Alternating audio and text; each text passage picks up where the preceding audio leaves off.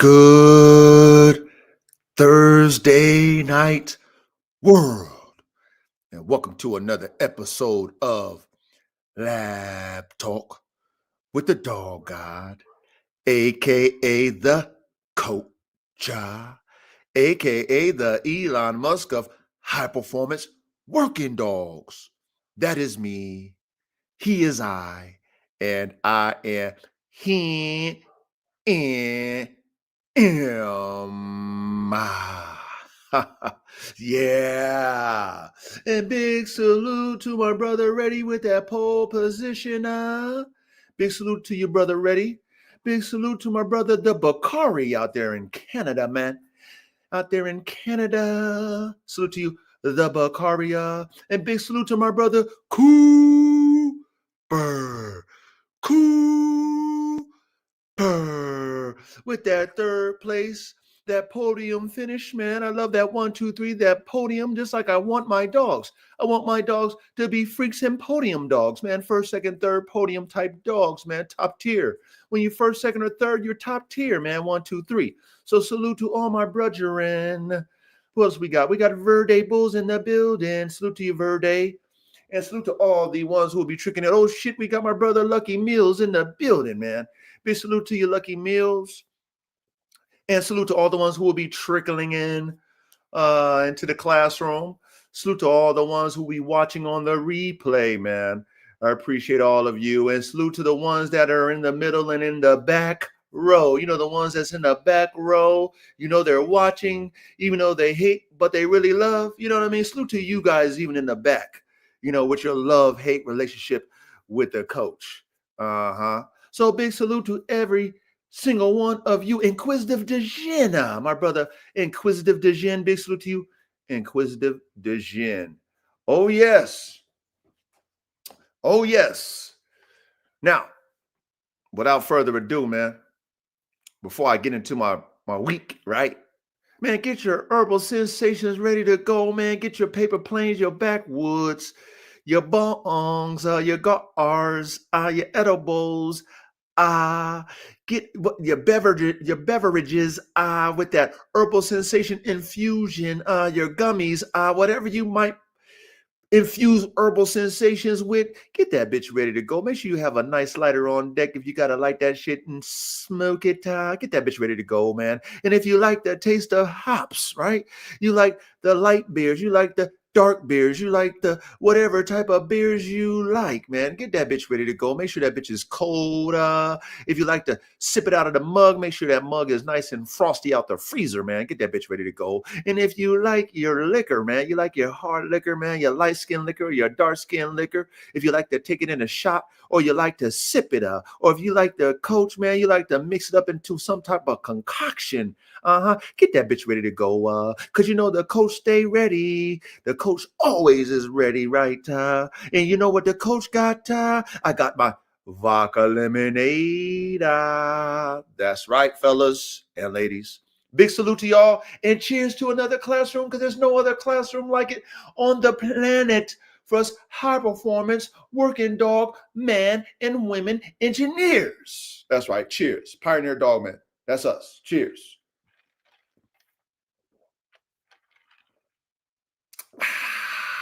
Let me get another sip.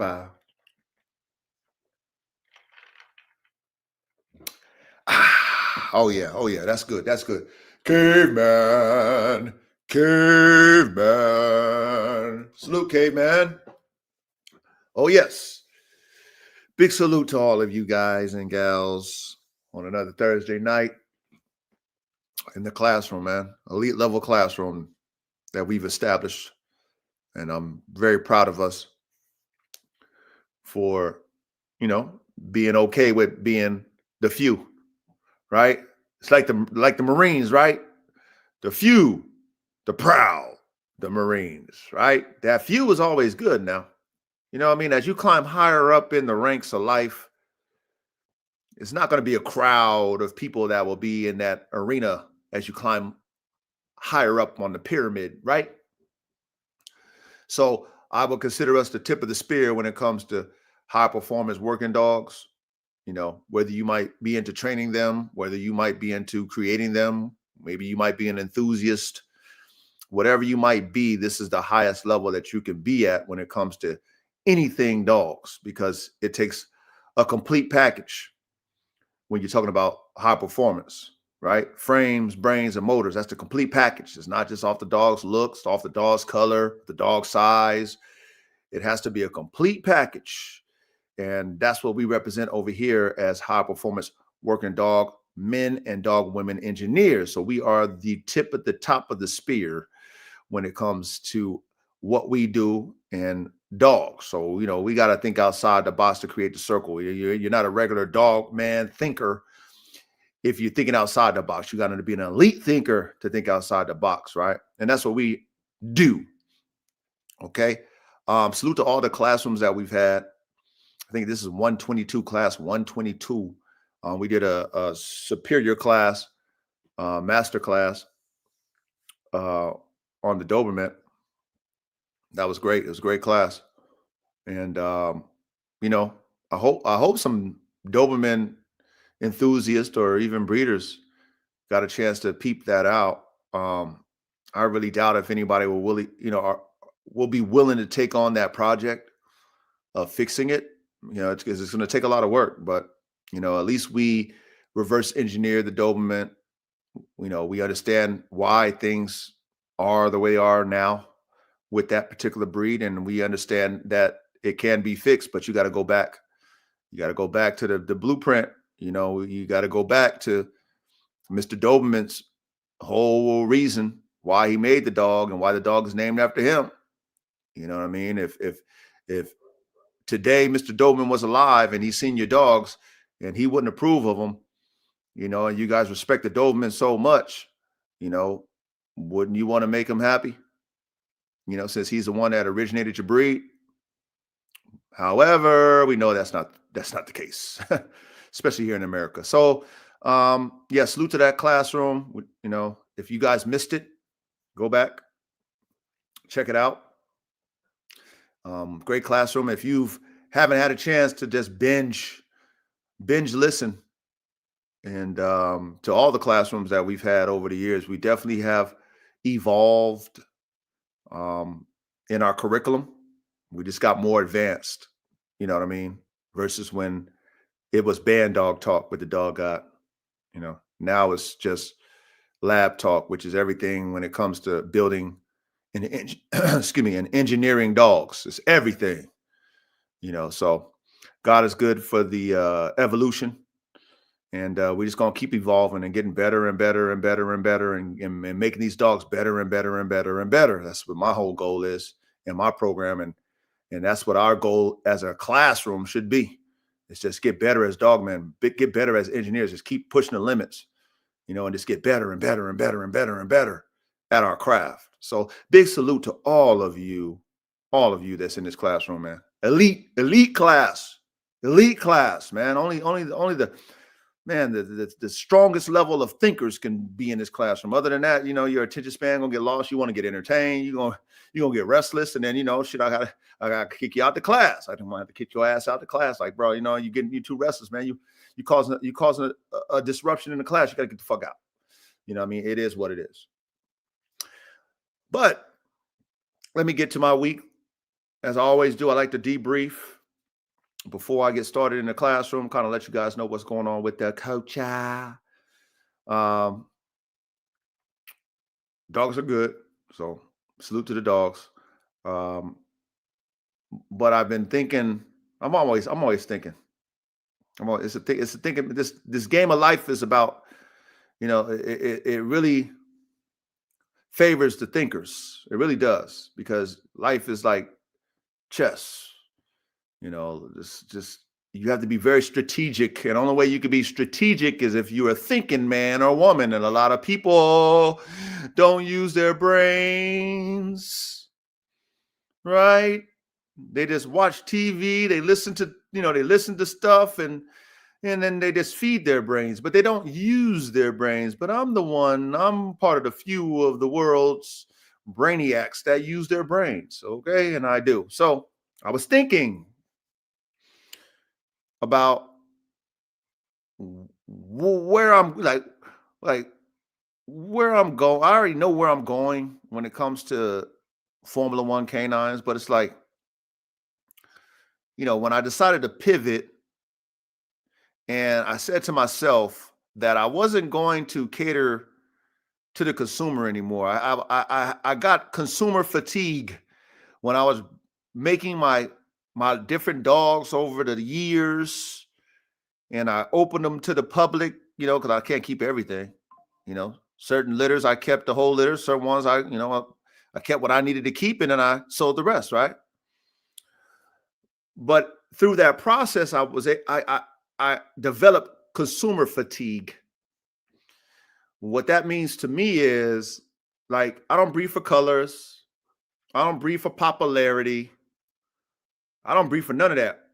None of the stuff that would appease a consumer. I don't breed for size.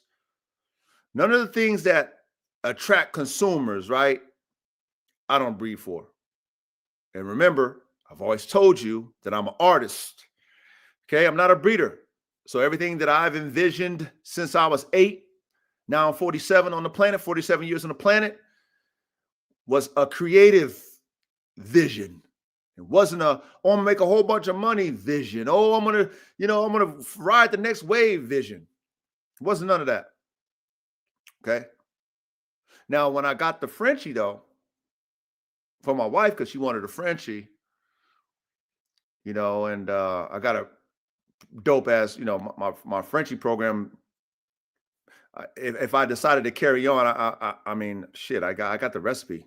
Like, right now, I have fluffies right now with all the different color shit, all the little variations, all the shit. I got them right now. I'm not breeding them. I'm done. I just retired them. You know what I'm saying? I'm done. Like, I just scrapped it because, like I said, I'm not into that. I'm not into that. I did that because my wife wanted them, and I made sure, okay, well, shit, if we gonna have them, let's make some money off them if we got them. And God is good. I was able to capitalize off my Frenchies when I had them. I was able to make good money off my Frenchies because I was part of that first wave. See what I'm saying? When you were part of that first wave before everybody hop on it, then you could maximize that shit. You know what I'm saying? So I was part of that first wave of next level Frenchies. You know what I mean? And so I was able to, make my money off that shit. I made a lot of money off that shit, but then I'm done though. I'm done with the Frenchies, me personally. But like I said, I still got the fluffy. I'm gonna go take my boy Gigolo. I'm just gonna put his semen in there. I'm gonna put his semen in the bank just because. That's it. Probably will never use it, but at least I'll have it in the bank. You know what I mean? Like, I'll have it in the bank, but I'm not gonna breed them. I'm not. I got a female fluffy. I'm not gonna do it because I'm just not into it. It's not. They're just gonna be pets now. So that whole program is a wash because, like I said, I gotta have purpose. I don't want to follow the trends. Every time the trends change and shit, that's not my artistry don't change with the trends. Okay. So I scrapped my French Bulldog program. Okay. Period. Scrapped it. Okay. Now I was thinking this week, because I pivoted with my program, and like I said, I've had consumer fatigue where it's like all these people want to buy my dogs, but they can't afford it. Now, I've said this before to you. I shared this information before, and I want to preface this right now. Okay. You all that are my brothers here, okay, that are men, when I'm debriefing and I'm talking to you guys, allow me to be me. Do not be sensitive when the coach talks to you on some real man shit. Okay. When I talk about people who can't afford things, because I had this happen, which surprised me. But again, I don't know all of you guys personally. Some of you guys I know on a personal level, and I'm grateful for our relationship. All of you guys who I know on that level. Okay, Ready, the Council, Caveman, etc. I'm getting to know you, Verde. Salute to you, Verde. But anyway, but when I express things to you guys as the coach, as a man, I don't want you to take what I say like I'm talking to you. Okay, because if I'm talking to you directly as a coach and as a man, I'm going to tell you by name I'm talking to you. All right. So when I talk about certain people people's consumers who can't afford what I'm offering, I'm not talking about you all who are my brothers. Because a lot of you guys who are my brothers, when I pivoted, I offered you guys a nice little deal, maybe bless y'all with a couple things. Come on, man. So y'all know how the coach operate, man. But I digress. I have to put that disclaimer out there because I don't want us to be into this sensitive mentality that that men are. They're very sensitive today, man. And I hate that I have to keep bringing this type of energy up with y'all, but I have to do this because I got to make sure, as Coach Tony Dungy would, that I'm relatable to you guys. Okay? So I'm relating and letting you guys know that when Coach talks about what he's going through and what he's experiencing is not directly towards you, because you are not my complete experience. Okay? You are not every consumer that I've ever had hit me up about a dog. Okay? So please do not take what I say personal. We grown-ass men in here, and I expect you grown-ass men to act like it. Okay? Don't be bitch in your feelings. Okay? Leave that to the women. Let them be sensitive and all that. Oh my God, is he talking about me? Oh my God. Let the girls be that way, because you can have a little bit of empathy with the girl, because hey, you're a woman. I gotta deal with you accordingly. But men, I shouldn't have to I shouldn't have to talk like this. But being that we in a different age, we need a different day and time, I have to express this like that. I got to be Coach Tony Dungy right now. So anyway, I have consumer fatigue. And what I was offering, even at a discounted price tag, people couldn't afford it, which was, to me, it was like baffling, right? Because I made sure I priced it accordingly, and they still can't afford it. But I get hundreds, y'all heard me tell y'all, hundreds of fucking inquiries for my dogs. Hundreds, plural, every time. Then when I don't have the dogs,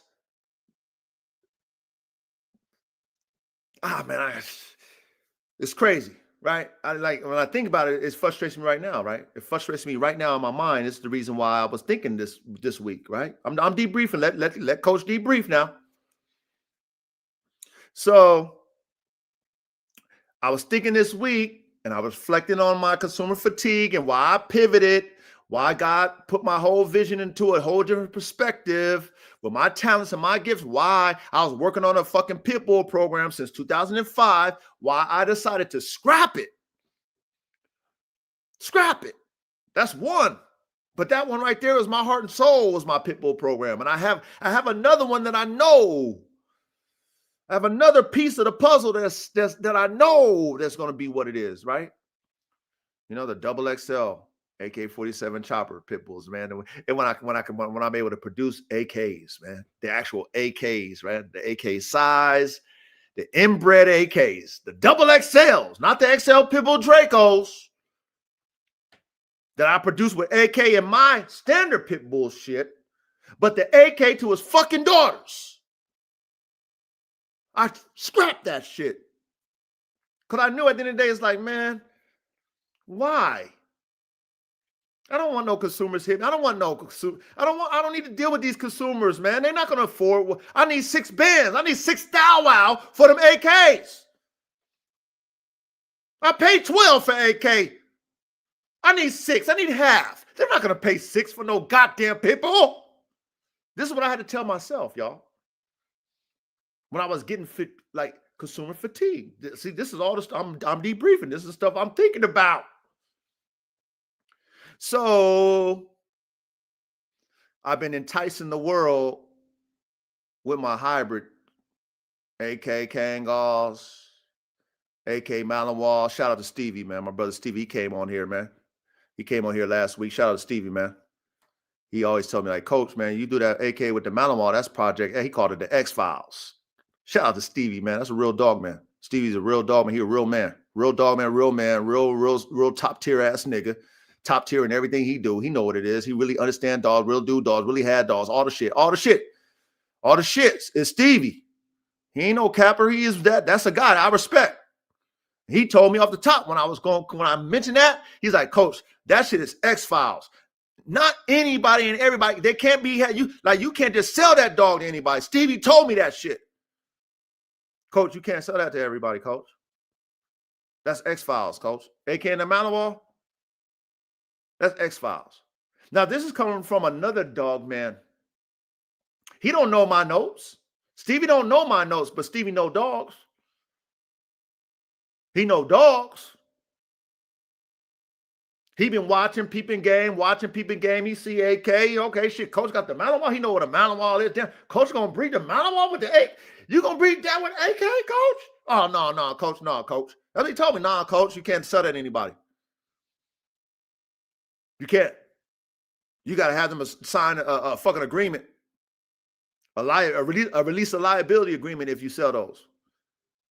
So, God don't make no mistakes, Stevie. So, thank you for showing up, Stevie, because we missed you. I missed you. So, thank you, Steve. But anyway, so I'm thinking this week, and as I assess my dogs, as I deal with them every day, take care of them and stuff like that. It's wintertime, so ain't no training going on. It's very, it's very leisure on the yard. It's very leisure because it's wintertime. We're not in the spring training, summer training, and all that shit right now. It's very leisure on the yard. So as I'm just doing my regular go round, and I'm watching my Malinois, my first ever owned Malinois I've ever owned, Coco, and I see how intelligent she is, but then I also see everything else that a Malinois is too in her.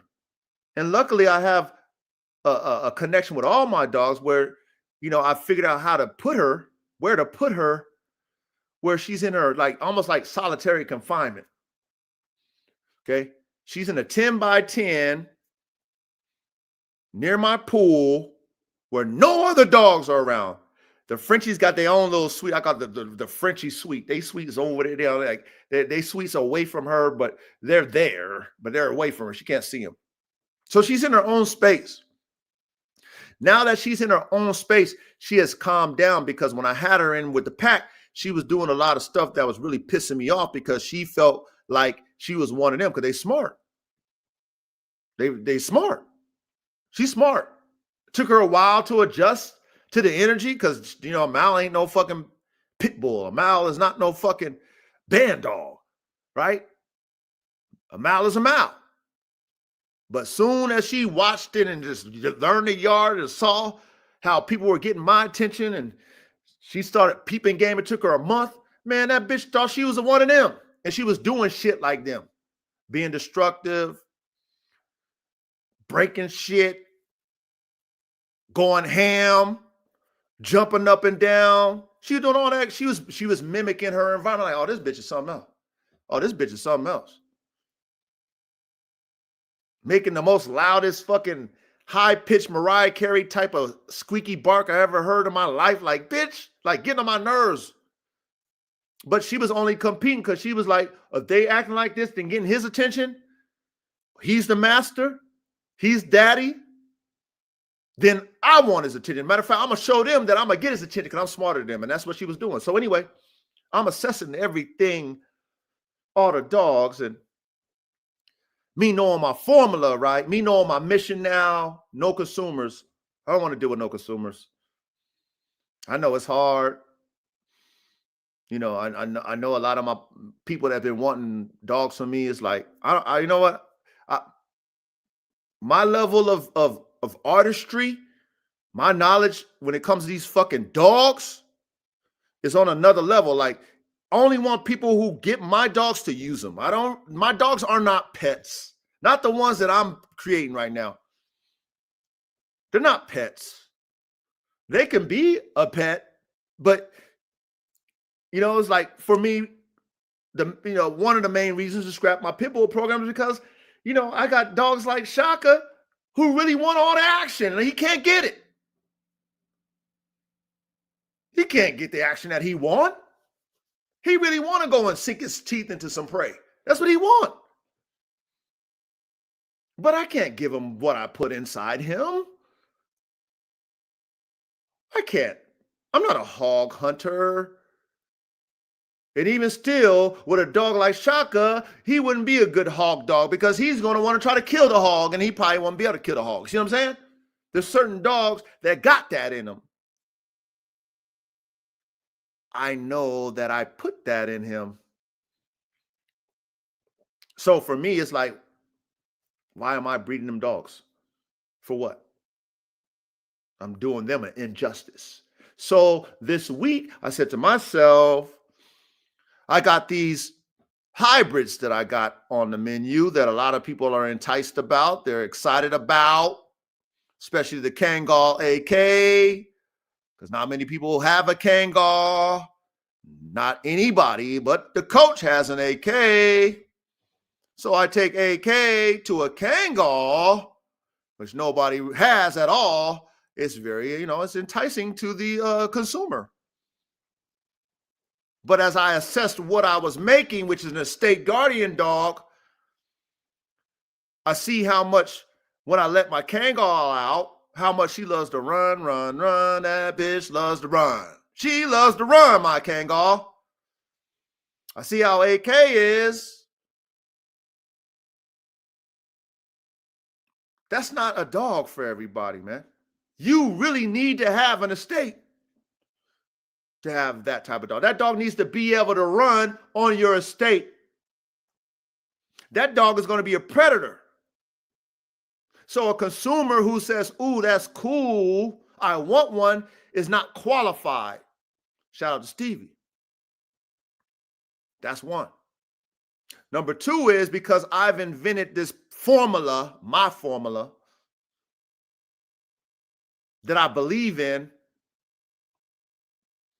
My F1s are valuable to me. I need to hold all of them just like I did my band dogs. I got to make sure those F1s go to the team only. Formula One K9's team is the only ones holding the recipe. I can't sell those to any consumer. Not my AK Kangals, not my Black Hawk Kangals, whatever I do. None of the F1s go to nobody but the team. That was hard for me to just get that revelation this week because I got a lot of people who ready to drop deposits. A lot of them been waiting for this 2026. A lot of them. And I was going to do what I said I was going to do. 2026, cook these F1s up. But this week I got a revelation. It's a hard one, but it was a real one. And God spoke to me. Actually, last night he spoke to me. He said, nobody gets those F1s but the team. Do you got a team yet, coach? I said, no. Okay. Well, then you can't do it because your formula is valuable and the team has to have it so that we can test every single dog that we produce off those F1s need to be tested. Then not only do we test them, we fucking match them and we breed them to produce the F2s. But nobody gets the F1s but the team. That's what God told me. Put it in my spirit. So for me to be like, well, I can't put the cart before the horse right now. I got the dogs, but I don't have the team. And just this year alone, I just expressed to you all that I need to create this team. Okay? Of serious dog men or dog women who really want to really take their craft serious. They want to take the dogs and they want to work them. They want to train them. They want to put money into their fucking craft, train them, showcase them so that we can assess what we got and then we breed them.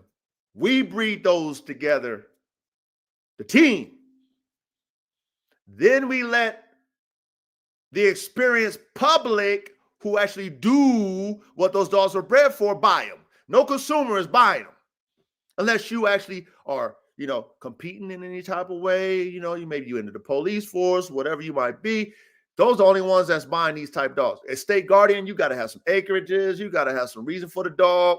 You know, just you ain't having no regular house with a small backyard and getting a fucking AK Kangol. I just no way I'm selling you that. I don't care how much you offer me. That doesn't make no sense to me. Don't make no sense to me. When the Kangol roams the terrain with sheep and the shepherd, they travel miles and miles with the shepherd, and they roam and roam and roam. But you got a small backyard with a Kangol. Not only that, you got an AK Kangol. That's a predator. Nah, that was something this week, y'all. That was, oh man, it was hard. It was like, it was bitter. It was bitter because I mean, I got people ready, y'all. I got people who've been waiting. They've been waiting for this. But my spirit has been in limbo because it's like my formula is too valuable. And I need to be in control of that fucking formula. Because the vision is bigger than myself. It's bigger than the actual dogs. If I want to reach the highest level for me, being able to produce a high level dog for the ultimate fucking servitude of a position, which is our military, then I got to do things accordingly for that to work itself out. I need to have my F1s because really, for me, my F1s is what separates me from everybody else. My hybrids separate me from everybody else who has a breed. Because my hybrid formula is always going to produce me better dogs. I will never hit a genetic bottleneck ever with that hybrid formula. My formula, F1 to the F2 to the F3, and that's it. I will never be genetically bottlenecked ever. As things progress and they need dogs to do more, then I can breed for that more, which will allow me to evolve just like the military evolves. So I need to be in control of that. I can't just let anybody get my genetics and think that they me, because you know that's what's going to happen, right? Y'all know that's what's going to happen, right? When coach set the wave, motherfuckers going to try to take my dogs and fucking try to be me and do better than me with my shit. That's what they're going to do. However, but if I control it, you can't. You could trace me, use different dogs, but you ain't got my formula. You ain't got the dogs I'm using. Yeah, you got my fucking formula because I spoke about it, but do you have the dogs that I'm using? No. Well, then what? Then what? So, long story short, with this week, man, it was tough. It was tough for me to accept the fact that, like, I'm not ready to release my F1s. I'm not. I still have work to do to build the team. It is what it is. And like I said, my girls are young. AK is 6 this year in March. Still a nice, you know what I mean? He's still cool. He still can breed. He's not old. His sons are young still. I think they're about 2.5, 2.5. They're still young. My Kangol, she's still young. She's like the same age as Coco, 3. I got time. And remember, I told y'all, I don't want to be premature. I've been always ahead when it comes to this dog shit. I've always been ahead. And right now, I'm really ahead with these fucking hybrids I got. Because I know when I fucking ignite those genetics of AK with the Kangol, AK with the Malinois, I know what I'm going to get. I'm going to get some fucking freaks and podium dogs. I know I will. And then I want to control all of them. Just like when I did that motherfucking Red Bull, Buff Dogs Red Bull, with my fucking Hall of Fame, Game Blue Pit Bull, Holy Spirit, each and every one of them fucking dogs out of that litter was top tier. AR-15, Holy Spirit, Prima Donna, Nina 9. All of them was. And I controlled them all. That was mine. Give me that, Chris Brown. That's mine. Mine. Mine. So, same thing with my hybrid. So that was hard, y'all. That was hard for me to get that revelation last night, man. Last night. Because like I said, this year was going to be the year I was going to do it. You know, but God told me I was putting the cart before the horse. You know, he said, you know what? Is your team formed yet? No. Okay. You got the people in place that's going to buy them and then actually going to showcase them. They're going to actually take the dogs that they buy from you when they spend that money, and they're going to actually train them, go compete with them. Are they going to do that? No. Those people who want those AK Kangals, they got like land and shit. Some of them do. Okay. Well, then are they going to like really utilize your dog, that AK Kangal, for its purpose? Probably not. Okay. Well, shit, you got work to do, son. You know what I mean? You're premature. Yeah, I know you want to. Yeah, I know you got the DNA, but it's not time. So, man, that was hard this week, y'all. 1,000. Wow. I'm keeping the 1,000 with you. That was hard for me to just accept that revelation because I was ready. Y'all know I ain't did no breedings in a long time. I was ready. I was ready like Tevin. But you know what? Shout out to the Most High. You know, shout out for me just walking in my truth and being able to look and observe, study the game of dogs, and see what's around me and understand that, like, coach, they not ready for you yet, man. And not only that, you ain't in control all the way yet. You're not in a position to be in full control yet, coach. So since you're not in full control, don't prematurely give out the DNA, man. You got it. Take care of what I gave you. Be a good steward of what I gave you. That's what God told me. Be a good steward of what I gave you. Okay? Do you have AK, son? Yep. You got his sons. Yep. You got all the other DNA you got? Yep. You got the Malinois. Yep. You got the Kangal? Yep. What's the rush? What's the rush, son? What's the rush, son? Because you just want it that bad? You want to see it that bad? You want to see if what you envision is true that bad, son, huh? But how many other things have you did that's true already? Well, I did a lot of things, Lord, that's true. Okay, but then, like this is how I talk to God. This is how I talk to the Most High. Okay? Because God showed me the mirror. Sometimes I like it, sometimes I don't. Most of the time I don't like what he be showing me. Keep it 1,000. Most of the time when he showed me myself, I don't be liking it. Like, damn, Lord, why you got to show me that? No, Lord. Oh. He be like, son, look at it. He be like, look at it. Lord, no.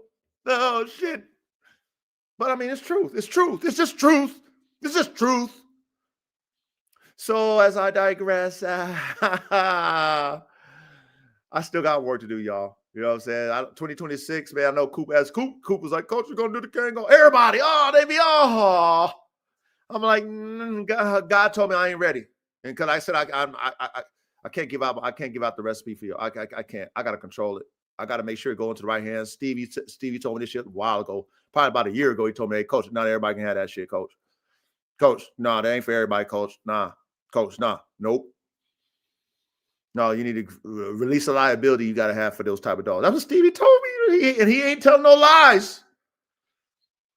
I'm looking at him. Like I said, y'all ain't never seen AK in real life. Some of y'all have. Y'all ain't never seen that motherfucking dog in real life. I see that dog every day, and I'm reminded that that's a freak. That's not no regular dog. That dog is like a god of dogs.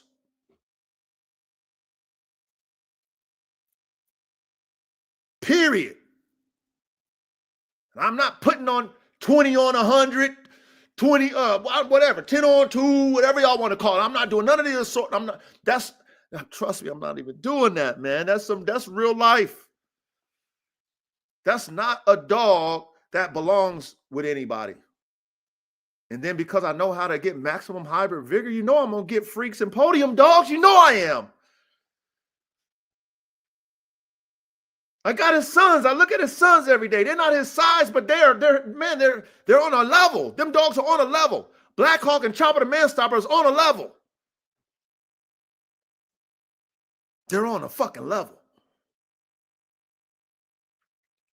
So anyway, I digress. Let me get another drink, brethren.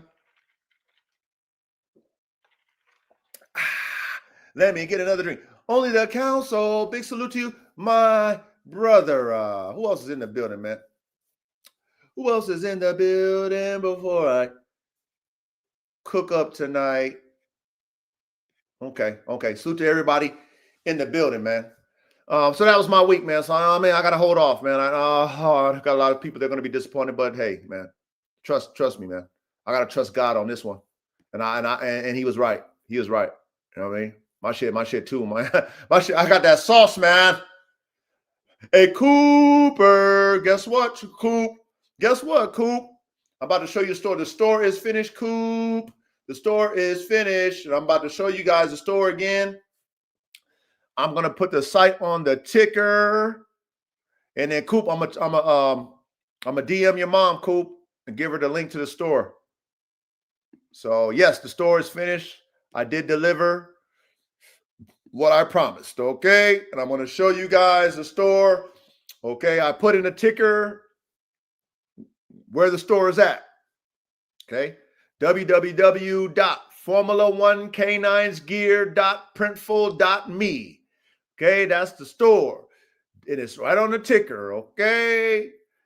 It is www.formula1k9sgear.printful.me. All right, you go to that site, and then you can go to the store and you can shop. Okay, you can support the movement, support the coach. I really did my thing, and I'm going to show you what I did, the complete store. Let me share my screen. Let me share my screen. Okay, let me share my screen. Make it big. Hold on, y'all. Hold up. Okay. So the store is up. All right. Now make sure you guys write that down. Write that down. It's right in the ticker. The store information. Okay. Now remember, this is a premium product. Premium product. This ain't no cheap shit. This is premium. Okay. The designs make a lot of sense. It's not cat in a hat type design. Okay, premium material, premium designs. All right, so we're going to go and just scroll through briefly. Okay, we got the Got DNA We Do. We got the Got DNA We Do. And I got different types of sweatshirts, depending on how you want your sweatshirts to fit. We have different types. It's not just one type. So, you know, some of y'all want the heavier size, the oversized, the fitted size. I got all the sizes, and it's premium. All right. It's premium. Okay, it's premium. All right. We got the lady rocking it. Okay, we got the brother rocking it.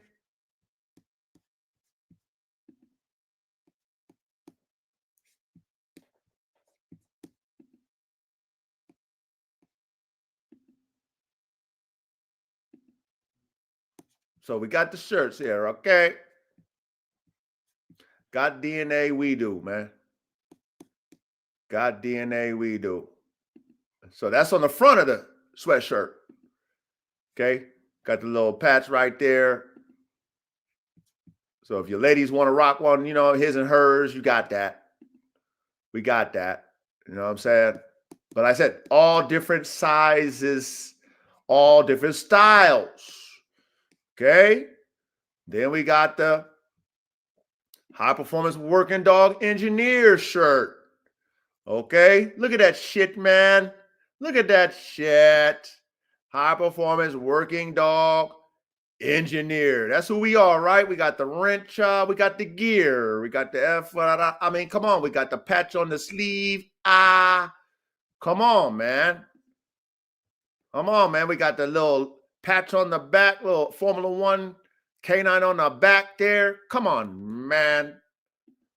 Okay, all different styles of sweatshirts.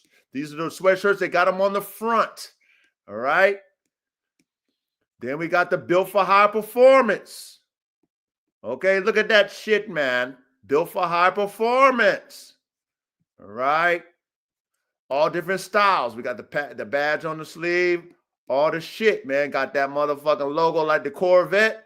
I told you how I was thinking about that. That's why I did that. Because, you know, I'm a fucking Corvette fanatic. I'm a fucking Cadillac fanatic. I got a CTS-V with the Corvette motor supercharged, and I had a Corvette Stingray before that. I'm a Corvette fanatic. So, of course, Coach had to do that with the dog head, just like the Corvette. Come on, man. I'm an artist, man. I had to do it. So, man, built for high performance. Shout out to the coach, Shout out to the coach, the visionary, the artist. Okay. Then we got the Unleash the Power shirts. We got the Unleash the Power sweatshirts. Cold. Look at that shit. That shit cold. That shit cold, clean, cold. Look at how coach do it, man. All different styles, okay? All different styles of sweatshirts, depending on how you want your sweatshirt to fit. Okay, I thought about everybody, man. You know, I mean, not everybody want the same type of sweatshirt fitting, but you know, I had to make sure I did that for y'all. And I did that. Oh, do we got the AK-47 chopper shirt? We got the chopper shirt for AK, the Bone Crusher shirt. We got the Bone Crusher shirt. Yeah, we do. Yeah, Coach got the Bone Crusher shirt. We know we gotta have that. You know we gotta have the Bone Crusher shirt. You know we gotta have that. Look at that, man. Shout out to AK. AK gotta have a shirt. I got a lot of good shit with AK. I just wanted to show y'all one of them. Okay, I didn't do them all, but that shit go hard. That shit go hard. Shout out to AK. That shit go hard. Bone Crusher with the AK. With the AK, I think that's a Draco, but you know what? Y'all know what it is. You know what I mean. Y'all know what I mean.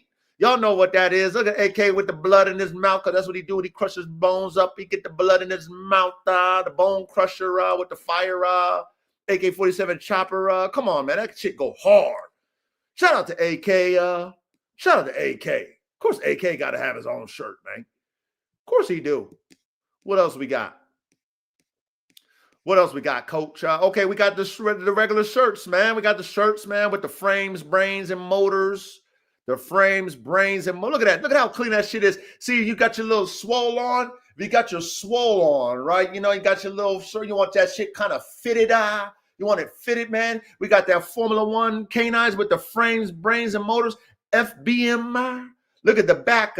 Look at the back. We got the damn ARA. We got that Honda, you know what I mean? Like that Corvette type dog head sign on the back. Look at that shit. That shit go hard. That shit go hard, man.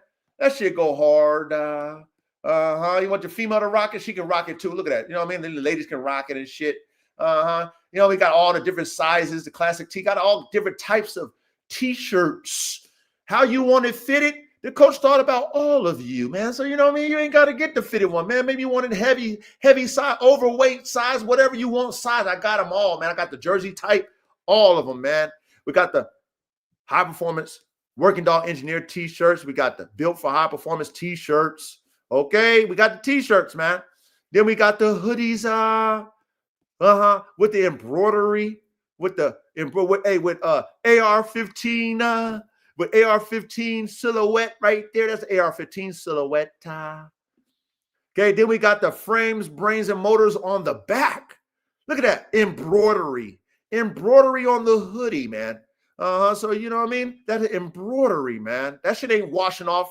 That's embroidered, FBM, frames, brains, and motors. That's right.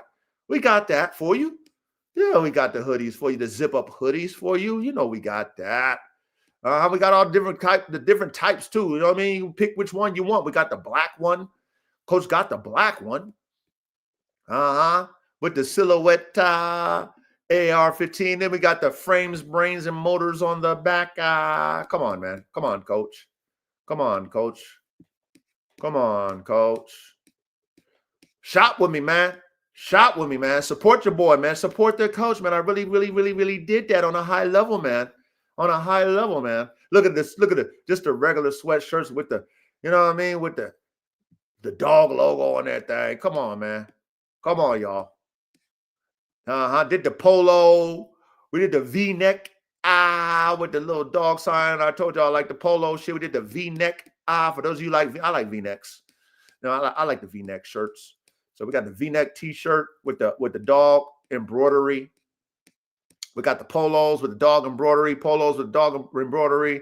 We got the damn the coach's shirt with the coach's embroidery right there with the polo and the V-neck, and then we got the coach's hoodie. On the back. On the back, we got that. Look on the front of that. Excuse me, that's the zip up. That's the zip up with the Formula One right there, with the coach on the back, technical director of the coach. And like I said, man, that's y'all right there. Y'all can represent the coach. It don't say my name. Yeah, I'm the coach, man, but y'all coaches too, man. Technical director, all the coach, you know, that's you. Yeah, that's me. That's how you say, yeah, I'm the technical director of my shit. Yeah. Oh, yeah, they call me the coach, man. Yeah. Got that for the hoodie, the zip up. We got that. That's right. What we got, man? We got so much shit for y'all, man. Man, please, man. I mean, so many choices that y'all got to choose from, man. Then we got the regular T-shirt with that technical director on the front, man. Gotta have that on the front, right? You know what I mean? Then we got the badge on the side right there. You know, we gotta have that badge, that Formula One K9's badge on the side of the sleeve. Come on, coach. Come on, coach. Come on, man. I put everything into that for y'all, man. You know what I mean? If y'all gonna spend money with me, you know what I mean? You might as well get more than what you paid for. Shit, man. We got the frames, brains, and motors. Look at that shit. That shit's cold right there.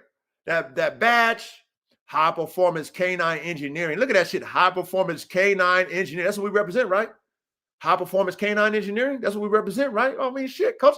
Frames, brains, and motors. Come on, man. Damn it, coach. How do you have to do them like that? Well, I mean, I got to do everything at a high level. You know that shit. You know that shit. You know that shit. You know what I mean? This ain't cheap shit, y'all. This ain't no cheap shit, man. You know what I mean? I made sure I gave y'all options of premium wear, premium gear. I wanted it to be premium. I didn't want it to be cheaper. You know what I mean? I didn't want it to be no fucking cat in the hat type of shit. Look at that. Look at that. Look at that. How about the embroidery? Embroidery. That should look hard. That shit's hard, coach. I like that, coach. Me too. We got the Formula One K9s on the sleeve. That should go hard, coach. I like that. Me too. I like that too. Let's see. What else we got? What else we got? Oh, we got the black one. Coach, that shit go hard. That black one go hard, coach. I like that, coach. Yeah, I like that shit too. I like that shit too. Look, we got the Formula One on the Formula One K9 on the sleeve. That shit go hard, coach. Yeah, I know, coach. I know. I like that. I like it. I like it a lot. I like that a lot. What else we got? What else we got? What else we got, coach? What else we got? Look, we got that shit. You know what I mean? We got that Formula One on the chest, on the left side of the chest. You know what I mean? You want it real clean. You gotta have that shit on the left side of the chest. We got the dog head emblem on the chest, real clean. Like, you know how we gotta give you options. We gotta give you options, man. We gotta make you want to buy the whole collection. We gotta make you want to buy the whole collection because the shit go hard. The whole collection go hard. Okay, look, the embroidery, we had to do the frames, brains, and motors on the front of the chest embroidery. You know we had to do that. You know we had to put the dog head emblem on the sleeve. Embroidery on the sleeve. You know we had to do that. You know we had to do that, right? Yeah, we had to do that. Yeah, we had to do that. Coach had to do it. That's right. We had to do that shit. What else you got, coach? What else you got, coach? You know, we got different colors on that, you know what I mean? Right? I showed y'all, we did that, the circular one, embroidered circular, the circular embroidered Formula One. We had to do that with the dog head on the sleeve. We had to do that. We had to do that. What else we got for them, Coach? Coach, what else we got? You know what I mean? Y'all got the site. Y'all go and scroll down. Do your own scrolling. But, since we're doing a little show and tell before the kick off, you know what I mean? Might as well do it, right? We got the shirts, the AK-47 chopper shirts. We got the Red Bull shirts. Got the Red Bull shirts with the frames, brains, and motors on the back. With the frames, brains, and motors on the back with the Red Bull shirt tie. That Red Bull shirt go hard too, man. That Red Bull shirt go hard. That shit go hard, man. So I just gave you, I gave you a little example of like how I can do the dog shirts. I just only did with the Red Bull and I did the AK. I got all kind of dope ass designs that I thought about. Then we got the hoodies with the got DNA we do on the back, the unleash the power on the back of the hoodies. Gotta have a high performance working dog on the back of the hoodies. I got different styles of hoodies too for y'all. Okay, got the different styles of hoodies for you. Got the Red Bull on the back of the hoodies. Red Bull on the front of the shirt. Come on, man. Damn it, Coach. Got the frames, brains, and motors. Freaking sweatshirts, non-embroidered. Okay, got the Formula One K9 on the left side of the chest sweatshirts with the frames, brains, and motors on the back of them. Right? Then we do the frames, brains, and motors on the back with the Formula One K9s on the chest, with the Formula One K9 tagger. Come on, man. Come on, Coach. Jean-Claude Van Damme, Coach. I know. The levels to this shit, man. You know what I mean? That's why God had to speak to me yesterday. There's levels to this shit, man. There's levels to it, man. You know what I mean? Don't be premature with the highest level. Shit, they ain't ready for that shit. Coach. Okay, so look, I just showed you guys different styles of shirts y'all can buy, sizes, all the shit's there for you. Okay? Got plenty to choose from. All right? Support your boy. Support your boy, man. Okay? Coach ain't never asked for no motherfucking money, no donations, none of that shit, man. But I made y'all some merch, though. Y'all can go patronize my store and get some dope ass merch. I would greatly appreciate that. Sure would.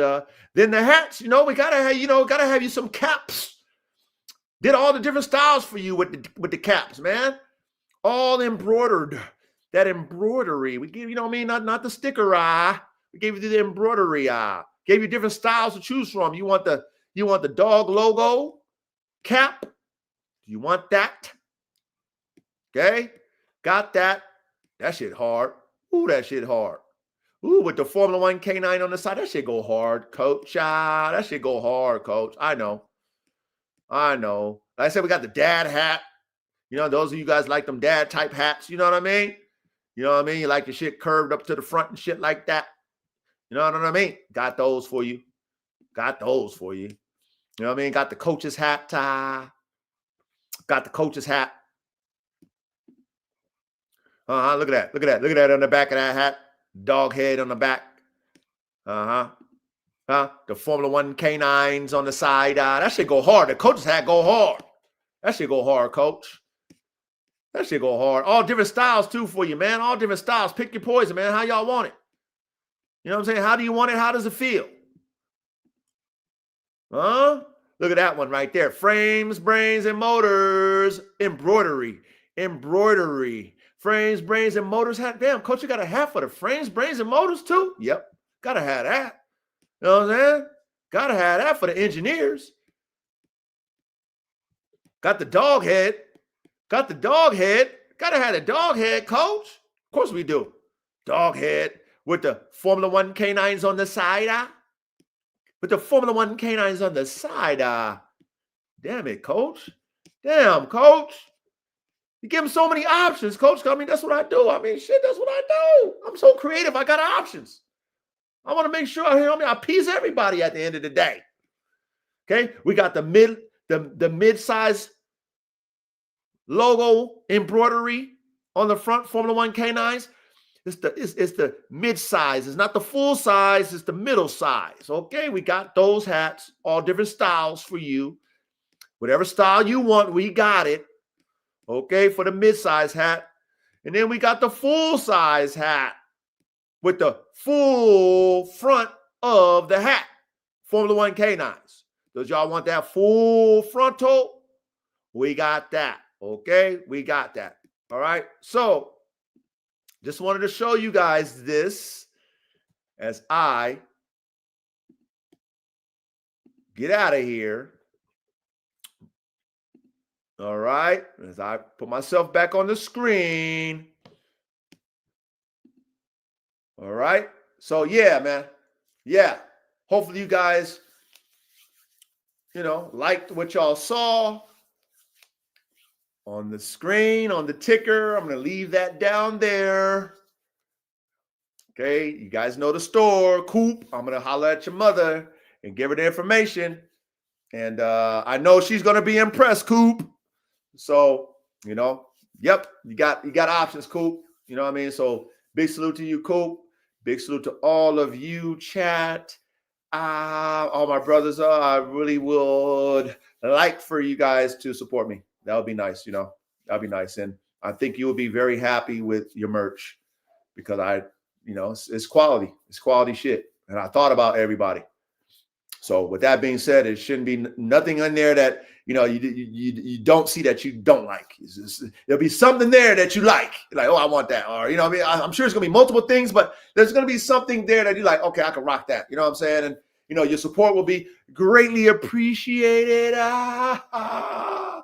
Greatly appreciated. That's right. So without further ado, I'm going to share the link. And those who are qualified, please come on down. For those of you who are qualified, please come on up. That's right. So yeah, I just dropped the link. I just dropped the link. Come on up. Whoever's qualified.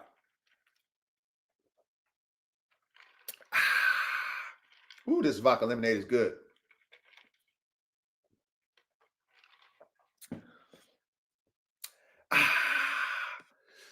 The link is in the chat. Ready? Salute, coach. Salute, man. All that, the merch looks dope, man. Thank I'm you. on that after this. I'm Yeah. gonna go on this. Yeah, to scroll down there, Yeah, the store's there for you. Right, just scroll down, man, and see what you like. You know what I'm saying? And yeah, I'm sure there's something in there that I think that you would, I'm sure it will fit your style. You know what I mean? Yeah, no doubt. Yeah. And then, like you mentioned the last week, it's like you said, the bottoms and stuff like that.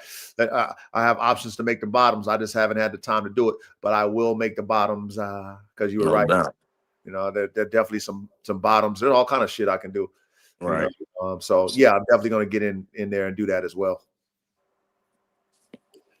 And I'm also going to make my commercial for that too. The store too, so I'm gonna be working on that, so I can post that on the Instagram and stuff. Oh, that's big. That's big. Yeah. So I have to do that next, but I wanted to at least finish the store, and so I actually did that. So now it's up and ready to go, and people can go ahead and pick their merch out. You know what I mean? So That's what it's about, man. come on, man. That's what we do. That's what we do. So glad I was able to finish it. Caveman. Hey. What's up, caveman? Caveman, do you got a new like Instagram name? I have a second Instagram account. Yep, Hired Guns K9. Okay, yeah. That's what I was like. I didn't know if that was you or not. Verde. What's good, Ready? What's good, coach? What's good, Verde? Man? Yep, the store is open now, Verde. So whenever you ready, man, you know what I mean. Sir, I got my screenshots already. I'm on my other phone looking at the website right now. As you were scrolling, I was scrolling on the other phone watching the stream. Okay, cool. So now you know where it is. Whenever you're ready, Vert, ain't no rush. Just whenever you're ready, you know where to get your stuff now. You know what I I'm mean? gonna get that white cap, the frames, brains, and motors. That white cap, that's nice. And then I'm looking at this. Besides the, I mean, it's either gonna be between this the white and the white one with their. I can't say the word. That's why I'm stuttering. Embroidery. Embroidery, yeah, yeah. So it's the white hoodie with the embroidery, or it's gonna be the frame, brains, and motors. I might just match it up, frame, brains, and motors with frame, brains, and motors. Yeah. No, you got so much to choose from, man. You're gonna be in there like, damn, I don't know which one I want. That's really what it is. It's like I'm trying to, you feel me? That's what it is. It's a You lot gotta because it all piece it meshed. It up. all goes together. Facts. That's Yep. what I'm trying to do. I'm trying to piece it up.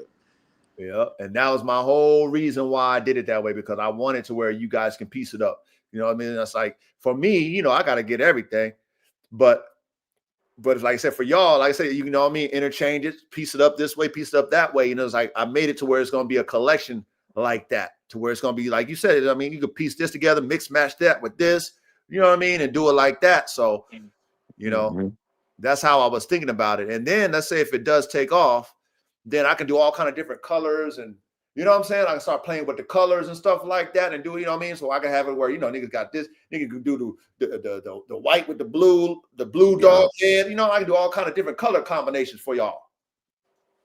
Yeah, that'll be supreme right there. Yeah, just freak it. You know what I mean? Real nice, like. So I'm just glad I was able to finish it, man. It was definitely something that took me a while, but the vision was able to come out, and I was very satisfied with the end result, especially with these first samples and stuff like that. I was very satisfied with it. So, yeah, I'm excited for y'all for sure, because I know there's going to be conversation pieces, because the shit I just made, my little shit I just made, my shit I just wore just recently. That was enough conversation piece alone. So I know these are going to really have people talking. Yep. And there's a lot to choose from. Yeah. And I made sure that it was professional too. Yeah, it ain't like no bullshit. Nah. Right. And you got different types of quality, but it's all high quality too. That's what I'm peeping right now on the website. As also what you were showing on YouTube too, but it's definitely great quality that you're gonna be getting. Like I used to work at the Hoover Dam. I can say this right now: the same type of quality that these government federal buildings are using is damn near, if not the same quality, or if not better quality, is the same quality that Coach will be using. So it's great quality that you will be getting. Trust me. Oh, yeah. I made sure of that. I made sure that y'all was going to get quality. And another thing too, for some reason, like when you look at the little samples, like you guys got to go and click on all the different sizes to see all the different like people, like they got certain models with the shirt on, they got certain shirts with they all the certain different type of pictures of the shirts and stuff like that. You got to click on each size. That's something I found out too when I was going through the site. It's like, okay, they just don't, when you click on it and it might just only have 2 pictures. When you click on it, you have to click on each one of the sizes to see all the different pictures of the shirt or the Okay. yeah. So that's what you do. You go to, when you click on the actual item, you click on each size and it will show you the different, versions of that shirt, from the back to the side to the front or whatever, the hat. So it does that. So I figured that out just going through the site. Oh, okay. But Yeah. So we get a full 360 view just off the website. That's what you're saying. Yeah, because like I was just clicking on the site for you guys, and then it would just, let's say the initial one might show the girl with the shirt on, and then it might have only 3 little samples of that, right? But I got probably 12 samples of the shirt in different type of angles, different people wearing it, all kind of shit. But if you click on each size, then it shows those different samples, all of them on the size. I don't know why they do that, but that's what it is. So that's how you're able to see the shirts from different angles and all kind of shit like that. But yeah. click on each size, and you can do that. Okay. I'm gonna leave this. Normally, I leave the ticker for the topic, but I'm just gonna leave this on here. So if you guys are new coming in, I just launched my store. with the merch. Okay, I could definitely use some support. I really, made a superior product like I do my dogs. And if you read the ticker, it has the site, which is www.formula1caninesgear.printful.me. That's www.formula1caninesgear.printful.me. Okay, go to that site, patronize my store. Okay, you will be happy with your purchase. Okay, got all styles, all sizes, everything. All right, I digress off of that. Hey, Coach. Yeah, go ahead, Reddy. Remember when you was talking about the Frenchie? You said you still got a couple of them, because I remember you said that one dude had ran off or some craziness. Which one? Trying to figure out which one you said. You Oh, said one yeah, ran yeah, popped or something. No. Okay. Yes, I know what you're talking about. So my Fluffy did run off. Yes, you got a good memory, Reddy. But my neighbor, one of my neighbors, I don't know how. Oh shit. My wife goes on, she gets onto this damn, neighborhood site or whatever, and she put the APV out for his ass, and he was found and shit. Mm-hmm. So then I got him back. So now so I got him. Yeah, my Fluffy. Yeah. So he can't get out now. Now he can't get out. Yeah, he's in the jail. He can't get out. Yeah, he ain't no. And he's been trying to. You ain't getting out of that. Good try, buddy. You ain't getting out of that one. So yeah. So now ain't no escaping now. Shit, what's his issue? He just fucking a smart ass dog that, I don't know why he want to leave so bad. He's one of those dogs. None of my dogs ever leave my Frenchies and stuff. They never leave the property. They'll never leave because should they love us. But for him, he want to leave and run away. So it's like, oh, he extra confident and shit. I don't know what's up. Because there's some shit out there. I don't know what's up with his ass. But guess what? He can't get out now. Yeah, that's good. So, but he's cool. Like, he's cool when, like, my wife is out and everybody's out. Like, he won't run away. He's never a run away. He's the type that will escape. When nobody's around, he escapes, and then he's digging out, and he's off. He's off in the woods somewhere. That's what he do. But yeah, he's back. So I got him back. All right, that's good, man. Yeah. God is good. God is good on that one. But like I said, I'm not gonna do the breeding. I'm done with Frenchies. Yeah. This is what it is. But it's good to have him back because that was $15,000. That's bread. Yeah, that's bread. Yeah, $15,000 would have been like bye. So yeah, good memory though, Reddy. I did say that. But he's back. So tonight we got a great topic. Remember, we were going to talk about this a while back, about the spirit of an animal. Right. And I wanted us to really break this down to understand this part of it. This is a part of the genetic equation that you don't control. We don't control. The only thing that we can do is develop the spirit of any animal, any person. And I want us to understand this as engineers. And this is a part of our process when we're assessing our dogs, is that the genetics didn't make that spirit of that animal. God did. Yeah. And I want us to understand why this is true and why you don't just say genetics is everything, because it's not everything, especially when you're breeding competition animals. So I want us to discuss this deeply and thoroughly. And I want us to have comprehension of this so that while we're doing these type of breedings, if you're not expecting every dog to just be superstars because the genetics say superstars. Right. Just doesn't work that way. So I want us to cook on this tonight.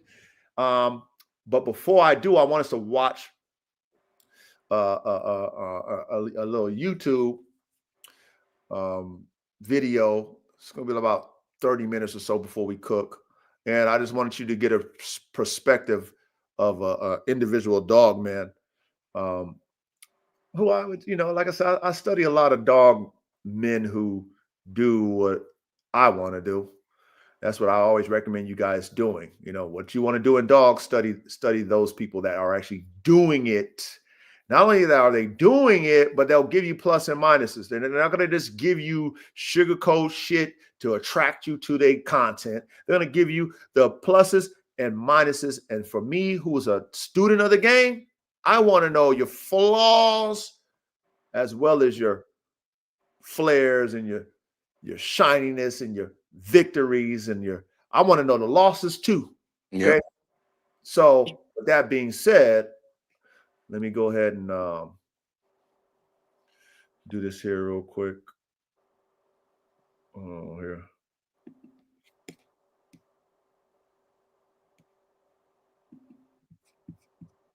Okay, I'm gonna share my screen here. You guys see that? Yeah. Okay, let me make this big here. All right, so as we listen to this, okay, I'm gonna stop and then we can elaborate if we want to, but I just want you to just listen to this before we get started into our classroom, because see, when I say things, we respect it because we the super dog man and dog woman computer, right? But there's a lot of people that be in the back that be watching our shit religiously that, I don't know, don't want to give the coach his credentials as the coach, his credit as the coach, you know what I mean? Which I don't give a fuck. However, I like to do this for us because we're not the only ones who know this type shit, because there ain't nothing new under the sun. I've said this to you guys so many times. But there's a lot of idiots in the back that don't get this type shit, right? So we speak it, they downplay it. But then somebody who's been doing it for a long time, hey, they might give them some credit. Maybe not, maybe they will. I don't know. But for us, this is good for us to hear someone who's experienced these type of dogs, who does performance type dogs, who will tell you what we're about to talk about. Okay, so here we go.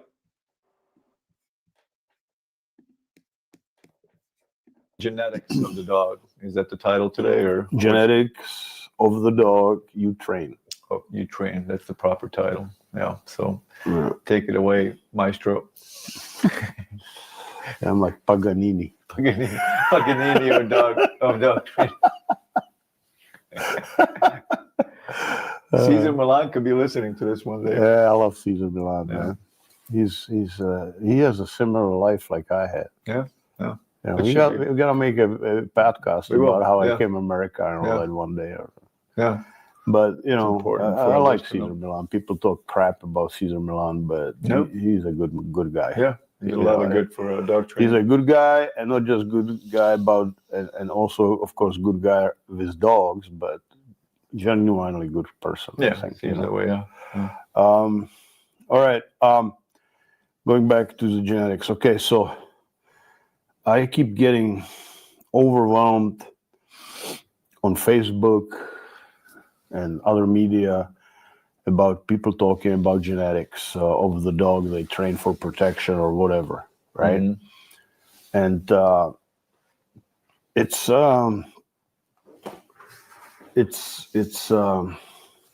that we need to understand certain things, right? We cannot.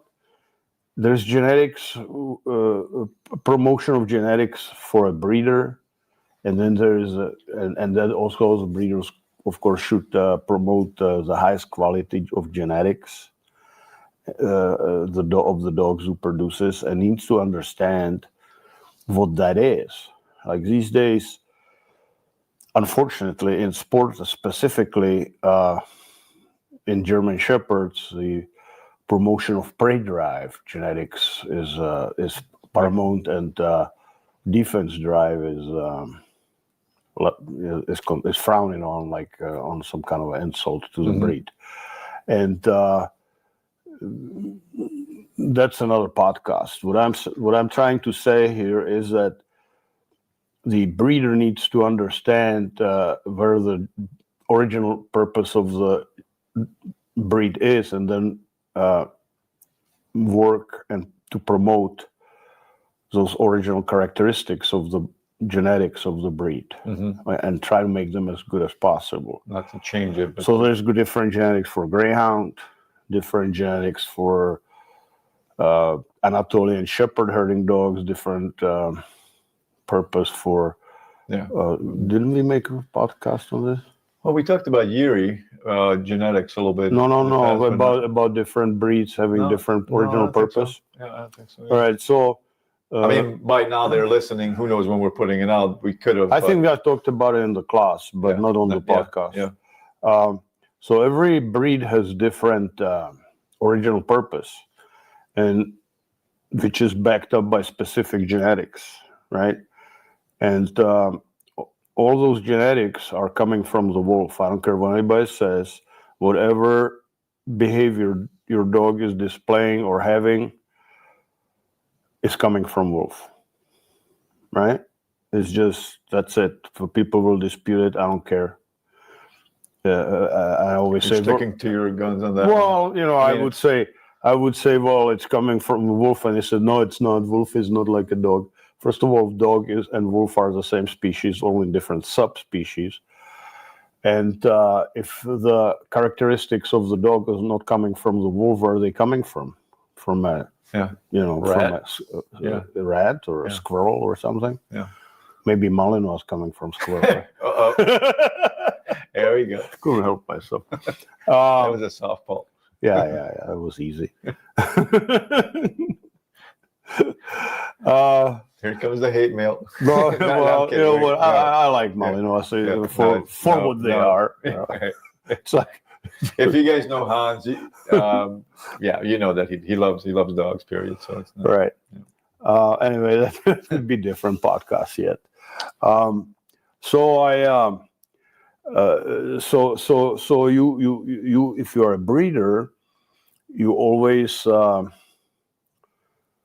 to focus on the original purpose of the breed and promote it, right? You don't want to turn Doberman, like it's happening these days, into a dog with personality that of a lamb. Yeah. Right? Yeah. Because Doberman, you know how Doberman was created? You told me about the tax collector. Right. Yeah. It was this guy in Austria. His name was Doberman. I forgot his first name. And he was collecting taxes by riding on the horse to different villages, right? And collecting taxes. And then the people, like everybody hates tax collectors, so they would ambush him after he left the town and to get their money back. Beat him up. No, they just took his money back. Roughed him up a little bit. Right, rough him up maybe a little bit, but you know, and he got sick and tired of it, so he was trying to get a dog, right? But he was riding on a horse, so the dog had to be able to keep up with him. Mm-hmm. So what he did, he says, supposedly he said, I'm gonna create me a dog which is not gonna be afraid of a man or a devil and can run next to my horse, right? And he picked up a greyhound, Rottweiler, and some kind of a terriers, and crossbred them, and basically the result of it is a Doberman breed, wonderful breed. And then came a bunch of I don't know how to say it without being, you know, without not being nice. Came a bunch of people, right? And they decided they are not going to crop the dog's ears and not dock their tails, and that they're going to, and they start breeding them with, as I like to say, with personality of a lamb. Well, that's not what the Doberman, that's not what the genetics are. That's not what the... Okay. Yeah. Did you hear what he said about the Doberman? Yep. Exactly what we was talking about. Isn't that ironic, like my brother the council said? I mean, come on. We just broke this shit down last week in our classroom, and he did this 2 years ago, by the way. This is I think this is like 2 years ago when he did this. Yep. Okay. So he's saying the same thing that we saying, but you know, they're not going to go break it back down. These people who own these type of dogs, now they're not going to go break it back down to the original sauce because they're not going to get them fucking pretty ass Dobermans they got today. Right.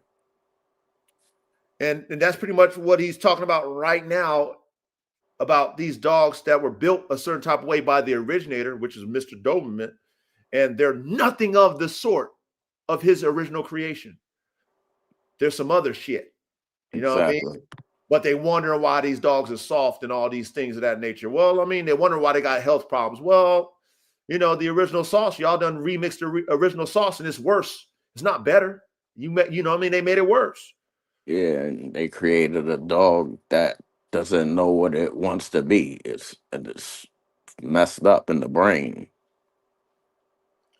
I mean, but they're not breeding for performance, you know, in that way. You know what I mean? Like, that's why I say it's a song and a dance. I'm telling you, and it's a hard thing to balance it when you're trying to create looks with performance. When you try to make that dog look a certain type of way, but perform just the same, that's hard. Yeah, very. That's hard. And when you get these dogs to where they show dogs and they prancing around for you, and they got to look a certain type of way, and you start breeding for that prance versus that dance or that fight, I mean, shit, this is what we get. But that was just how, you know, we just talked about that last week. So shout out. That's just 2 years ago that he did this podcast. But I just had to stop there. But let me keep on going. Breeders should focus on. Yeah. Don't destroy that. If you want to have a lamb, breed a lamb. Yeah. Don't breed a Doberman, which is then behaving like a lamb. Yeah. So the to conclude that part of this is that the breeder should always understand the original purpose of the breed and breed for it. Don't breed for sport. Don't breed for search and rescue. Don't breed for whatever. Yeah. Breed for the original purpose of the dog. Yeah. German Shepherd is so lucky that he's it's the most versatile breed there is. So if you breed the dog correctly, that dog will be able to do any kind of work. Yeah. Okay, but for that you need a trainer, which knows how to train dog, which brings me to the point where I hear it all the time, and that's why I'm making this podcast. Is people say, well, genetics are 100%.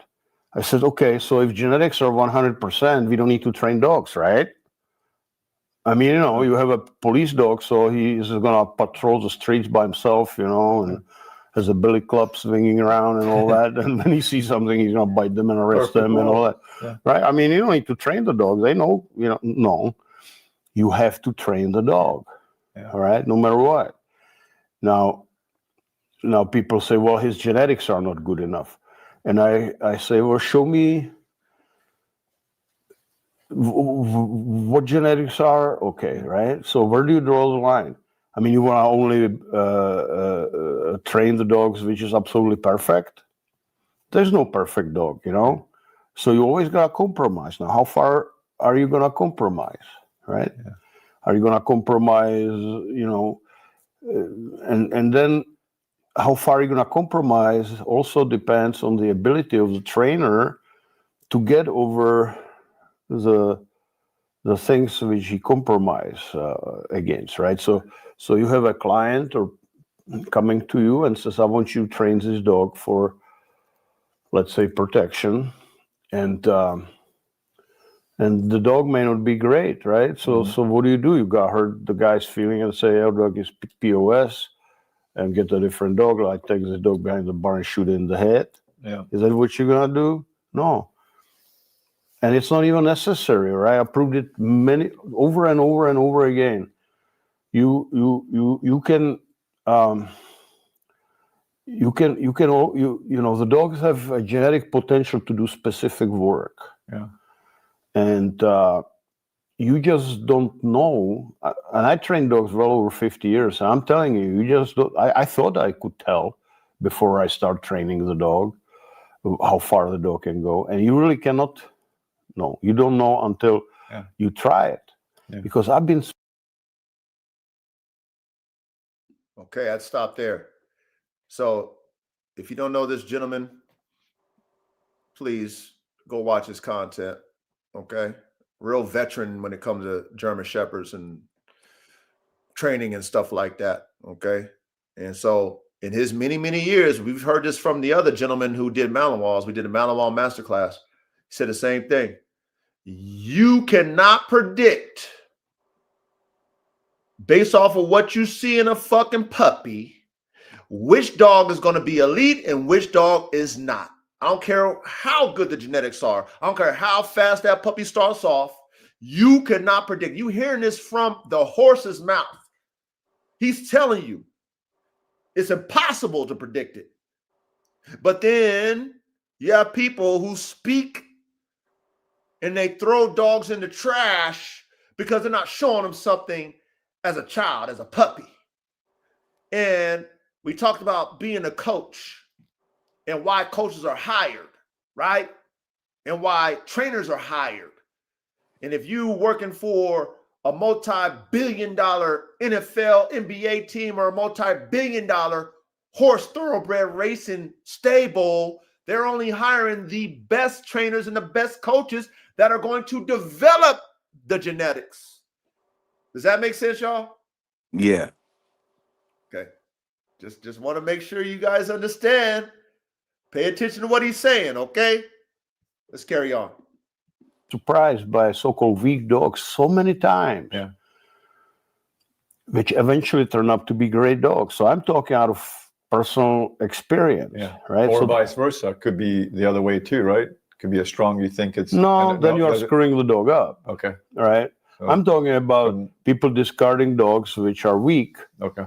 To speak, but they are not, and they may be only weak in their way they look at the dog. Mm-hmm. So you have two ways the dog can be so-called weak. It can be weak because he's just not a brave dog, right? Uh-huh. He's just not, But you know what? A lot of people go to Marines and they're not that brave, and then after training, they're pretty brave, right? Yeah.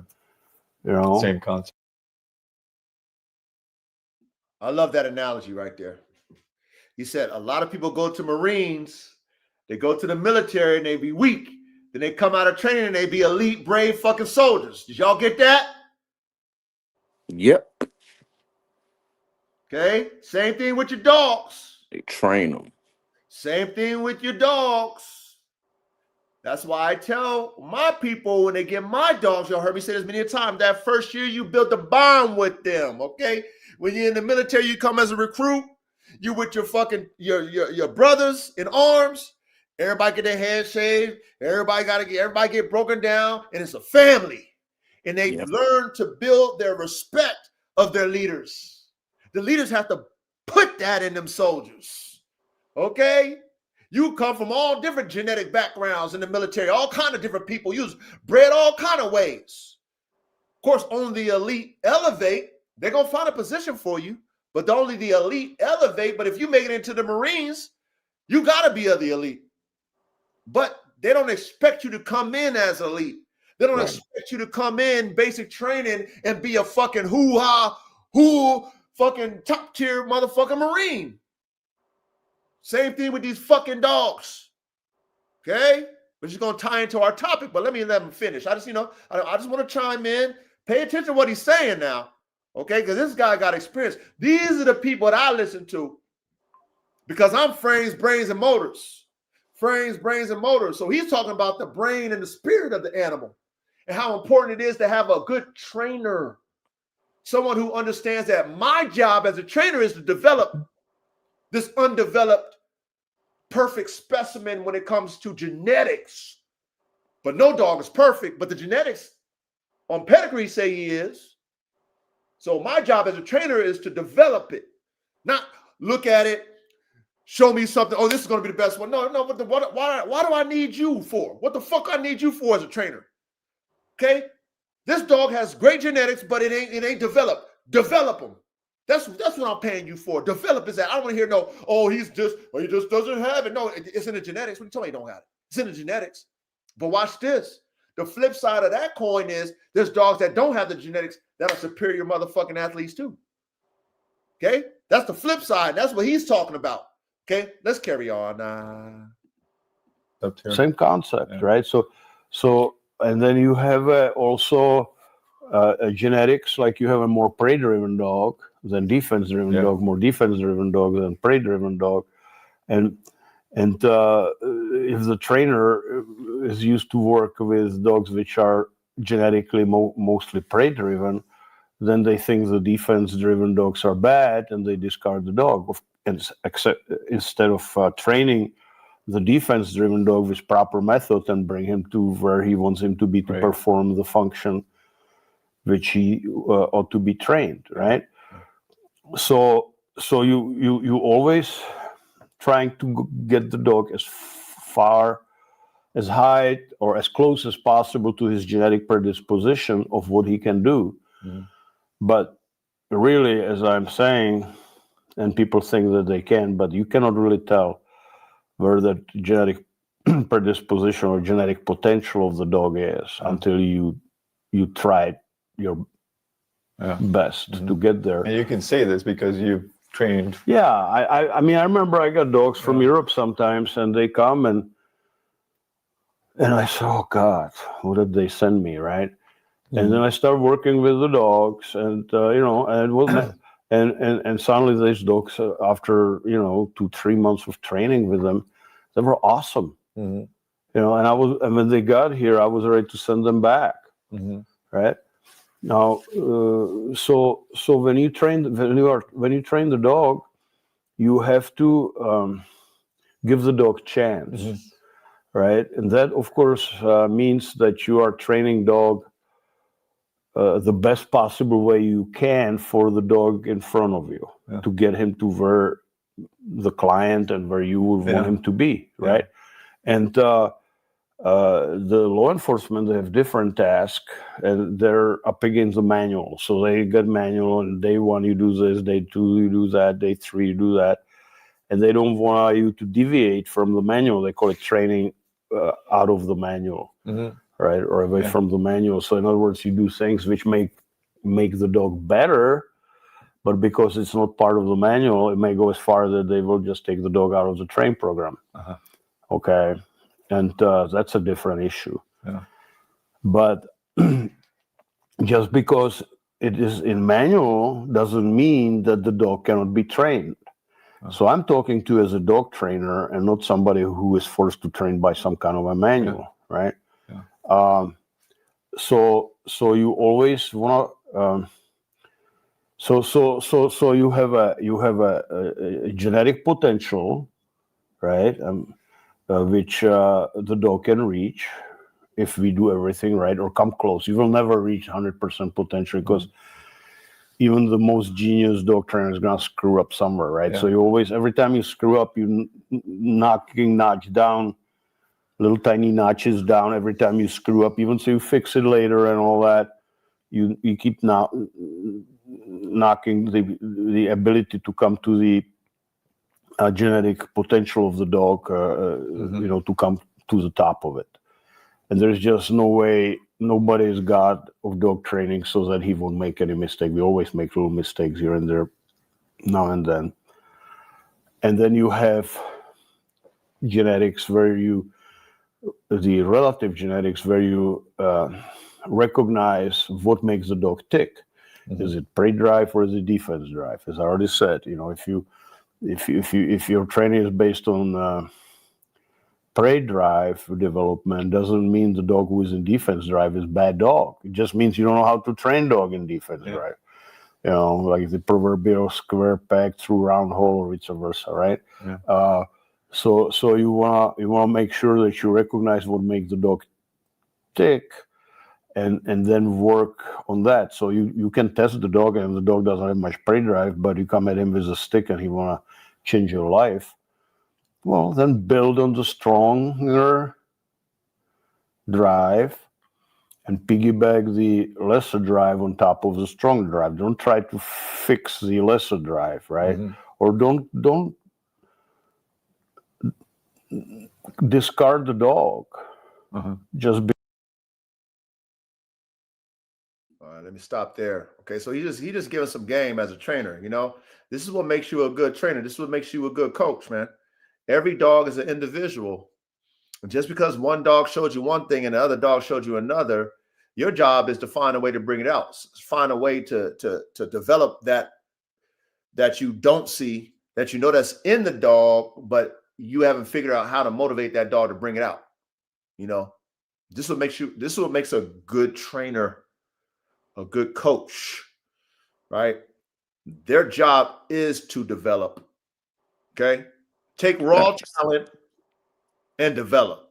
That's their job. And that's what he's speaking on through his experience. And it's only through his experiences, like the brother that gave us that Malinois play, that he can give us the truth.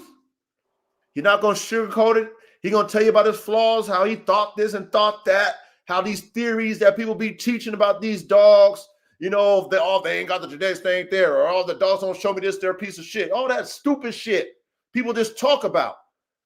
Versus it's like, if I'm getting paid for my client to do this, and I'm saying I'm a great trainer, you're paying me, then I'm going to do it. Now, there's levels to performance, and we understand that. And that's an individual thing, an individual dog thing. However, he's telling us that, you know what? It's the development.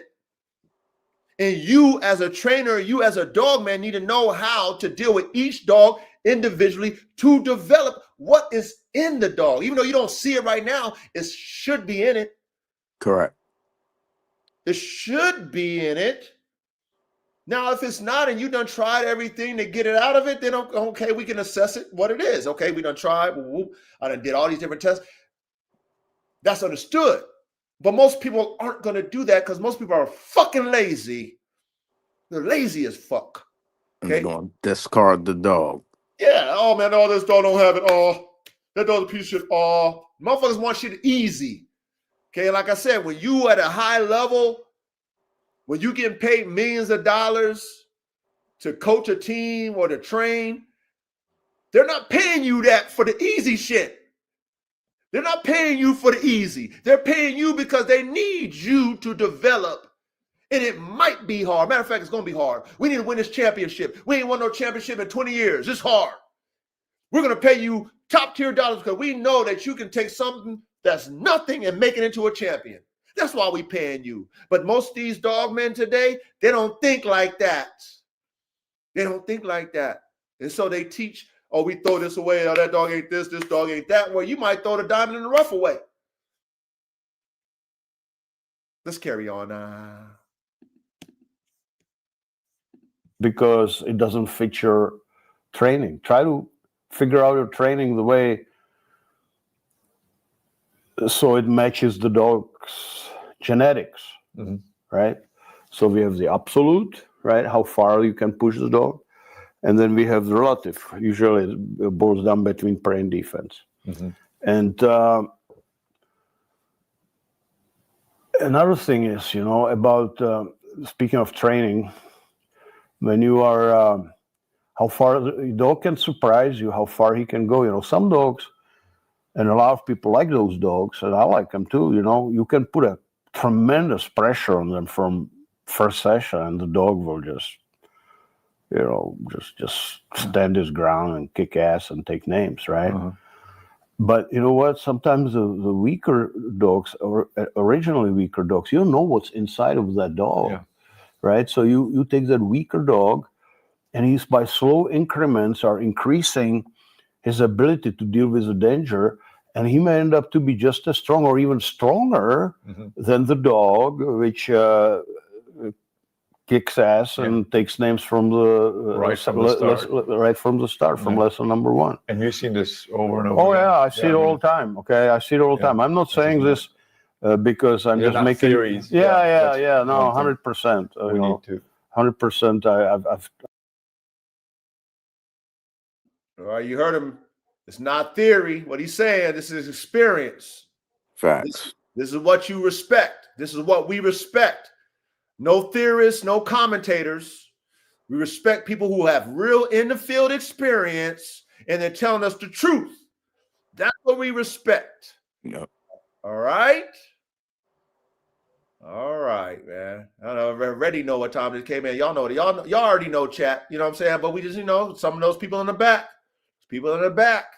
I like how he said the weaker ones can come out and be stronger and better. Man, that's what that brother told us when we did the Malawal masterclass. Yep. He told us the same shit. Yeah. The ones that he threw in the trash was his top dogs. You know what I mean? It's like, that's why I said, man, I love our classroom because there's no excuse over here. When we talking about frames, brains, and motors, and we really building dogs, there's no excuse over here. We know better. We know better in this classroom. Because engineers, we try everything. We don't throw nothing in the trash until we tried everything.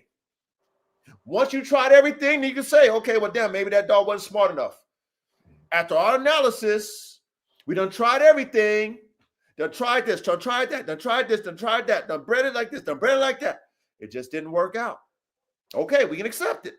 But most people aren't willing to do that. Right. But we know better here. Let's carry on.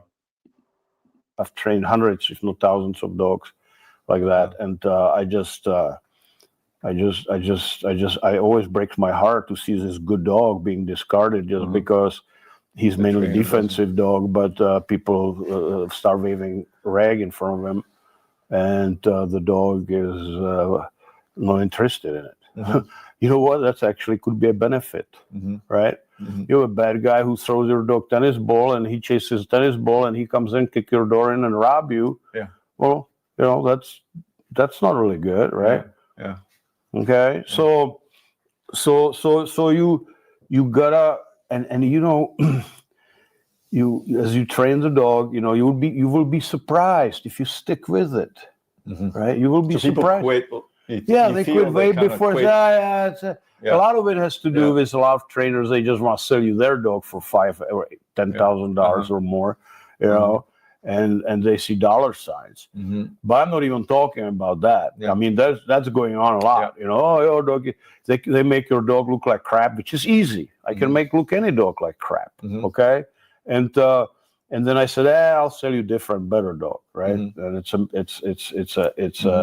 unethical salesmanship, okay? But I know there's an argument where people will say, well, I want the dog who can kick ass from get-go. But remember, and I'm being honest, you can get a dog which doesn't kick ass and takes name from the first session, which eventually end up to be just as good or better than the dog who did. You may have to just use different technique and take maybe a little more time, right? But not that much more time. With some dogs it may take extra time. If you enjoyed this content so far, please subscribe to our channel. Also, Hans has a podcast channel called Dog Training for Life. Check that out so you can listen to the audio version. But you know what? If I train commercially for people and they come to me and they want me to train the dog, I'm not going to tell them, your dog is worthless, and they love their dog. I just hate it, to break people's heart by bullshit statements like that. Okay. So what I want to say, I used to work in Shiloh Shepherds as a dog trainer, and it was in the 80s, so I gained a lot of experience in then. And there was a dog named Mitch. You still remember the You still remember the dog? Yeah, Mitch, man. And Mitch, Tina, she says, well, train these dogs here. And I was there for room and board, right? I was so poor. And she'll train these dogs here, and when I sell them, I'll give you 15% of the profit. So that's what I did, right? And we pulled these dogs who were rotting in the kennels, right, and all that, and start working them. And anyway, one of the dogs like that there was Mitch. She was a medium-sized dog, kind of square, long coat, solid black. Shepherd? Yeah. Okay. Yeah. Yeah, ugly, but lovely. Ugly but lovely. Yeah, I loved her. But I couldn't get her to do anything, man. It was just like, and I was in that point where I'm saying, don't do this, right? I was at that point where I was doing it, right? I'm talking out of everything I'm telling you. I'm talking out of my own personal experience, okay? I'm not making this up. I mean, I went through all this stuff, okay, in my training experience. And Mitch just, as a friend of mine says, she wouldn't bite into hot buttered biscuit, okay? She would just stand there and just like that was it, and she just wouldn't do it. She didn't progress. And plus I had a decoy which I had to teach. He didn't know anything. Okay. So it was an uphill battle, right? Some dogs were good there, but Mitch just wasn't it. At least I thought so. Yeah. And that's why I'm telling this story. And then this guy from Rochester, New York, called me. I forgot his name. And he wanted to buy a dog for family protection, but didn't want him the dog to be really too aggressive because he had children and all that. So he just want to mainly have a kind of deterrent kind of dog. And he didn't have much Can't money. hear, coach. You know, he didn't want to spend much money. Oh, he had money, but he didn't want to spend it on that dog. And I saw a good opportunity to get Ready? You hear me? Yeah, I can hear you, but we can't hear the dude talking.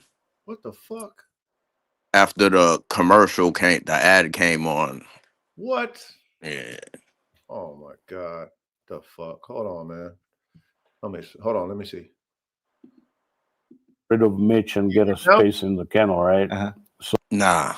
What But we could see the words. Yeah, but you can't hear him? Nah. What kind of shit is that?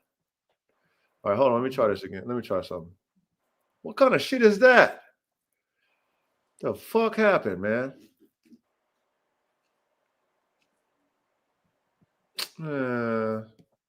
Right when we doing this shit, you had to do that. Hold on.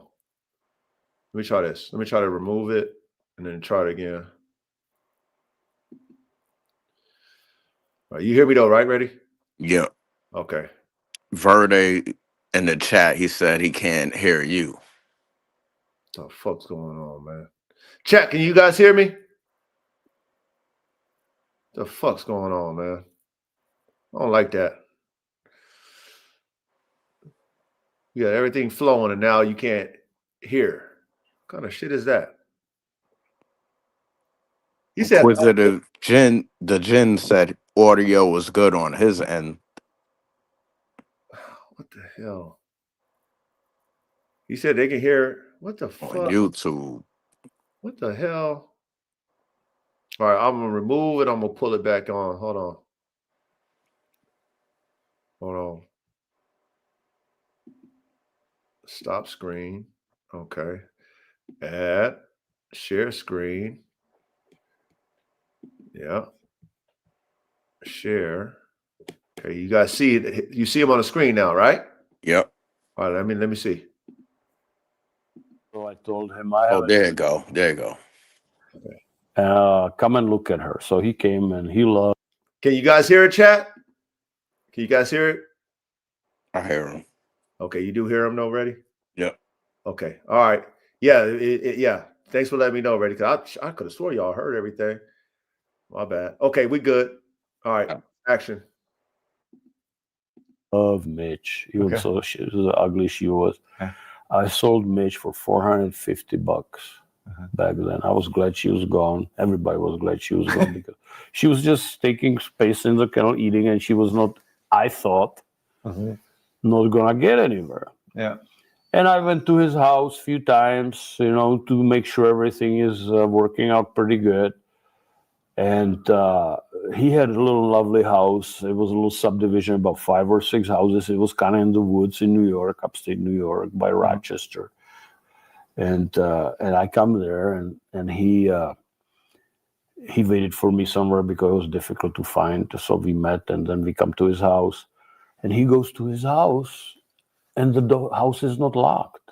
And I say, "You don't lock your house when you leave, and nobody in the house?" He said, "Nah." He says, "There's a good neighborhood. Nothing will happen here," he said. And I say, "You know what? If I would be a robber, I would go to a good neighborhood, right? To rob things." But anyway, that, you know, he didn't lock his house. He didn't believe in locking his house. And his house was built in such a way that it was built above the garage. Okay, so when you walk into the house. No, the garage was on the ground level, and the house was above that. Yeah, I know that. Yeah. And so when you walk into the house, you had a little mud room there where people kept their boots and shoes and all that, and hang their coats and umbrellas. And then there was first stairs, maybe 10, 15 stairs, and then there was a landing. And then on 180 degrees up was another 15 stairs to the living quarters of the house. I know those houses. Yeah. Yeah. And the dog was loved that space on that first landing, right between those two different sets of stairs. And that was her place. And she kind of could tell who was coming or going. And at night, she insisted to stay there. And the owner says, I don't want her to stay here. I want her to stay there. I said, you know what, just let her be, man. She likes it there. Yeah. What's the harm, Yeah. right? Yeah. And plus I explained to him, you know, she's guarding your door. You understand that? She want to know who is coming and going. And and so I was there maybe 5-6 times to make sure that everything is working out. Everything was working out fine. And then I forgot about Mitch and about the buyer. And like a few months later, I get this excited call from this guy. He says, you won't believe what Mitch did. I said, uh-oh. Yeah. I thought there's going to be a trouble. Yeah. She did something stupid. And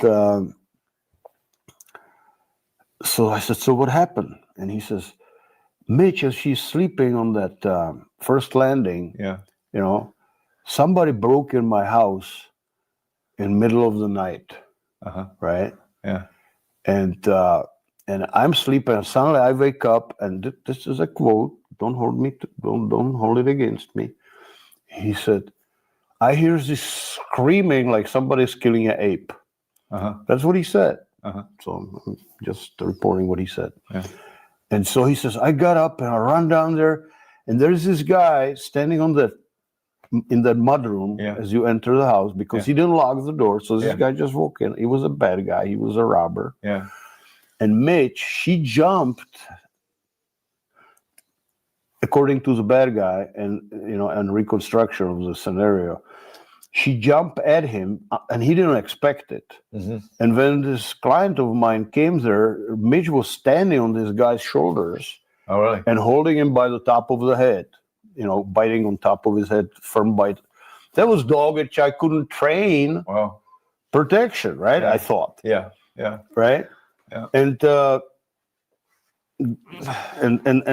so and then the bad guy, he yelled, get the dog off, right? And the guy says, I said, why? While I'm dialing 911, right? Why?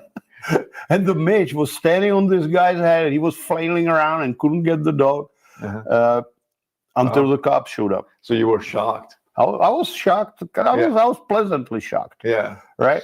So, but what I'm saying is, you never know what's in that dog genetically until you give them a chance. Right?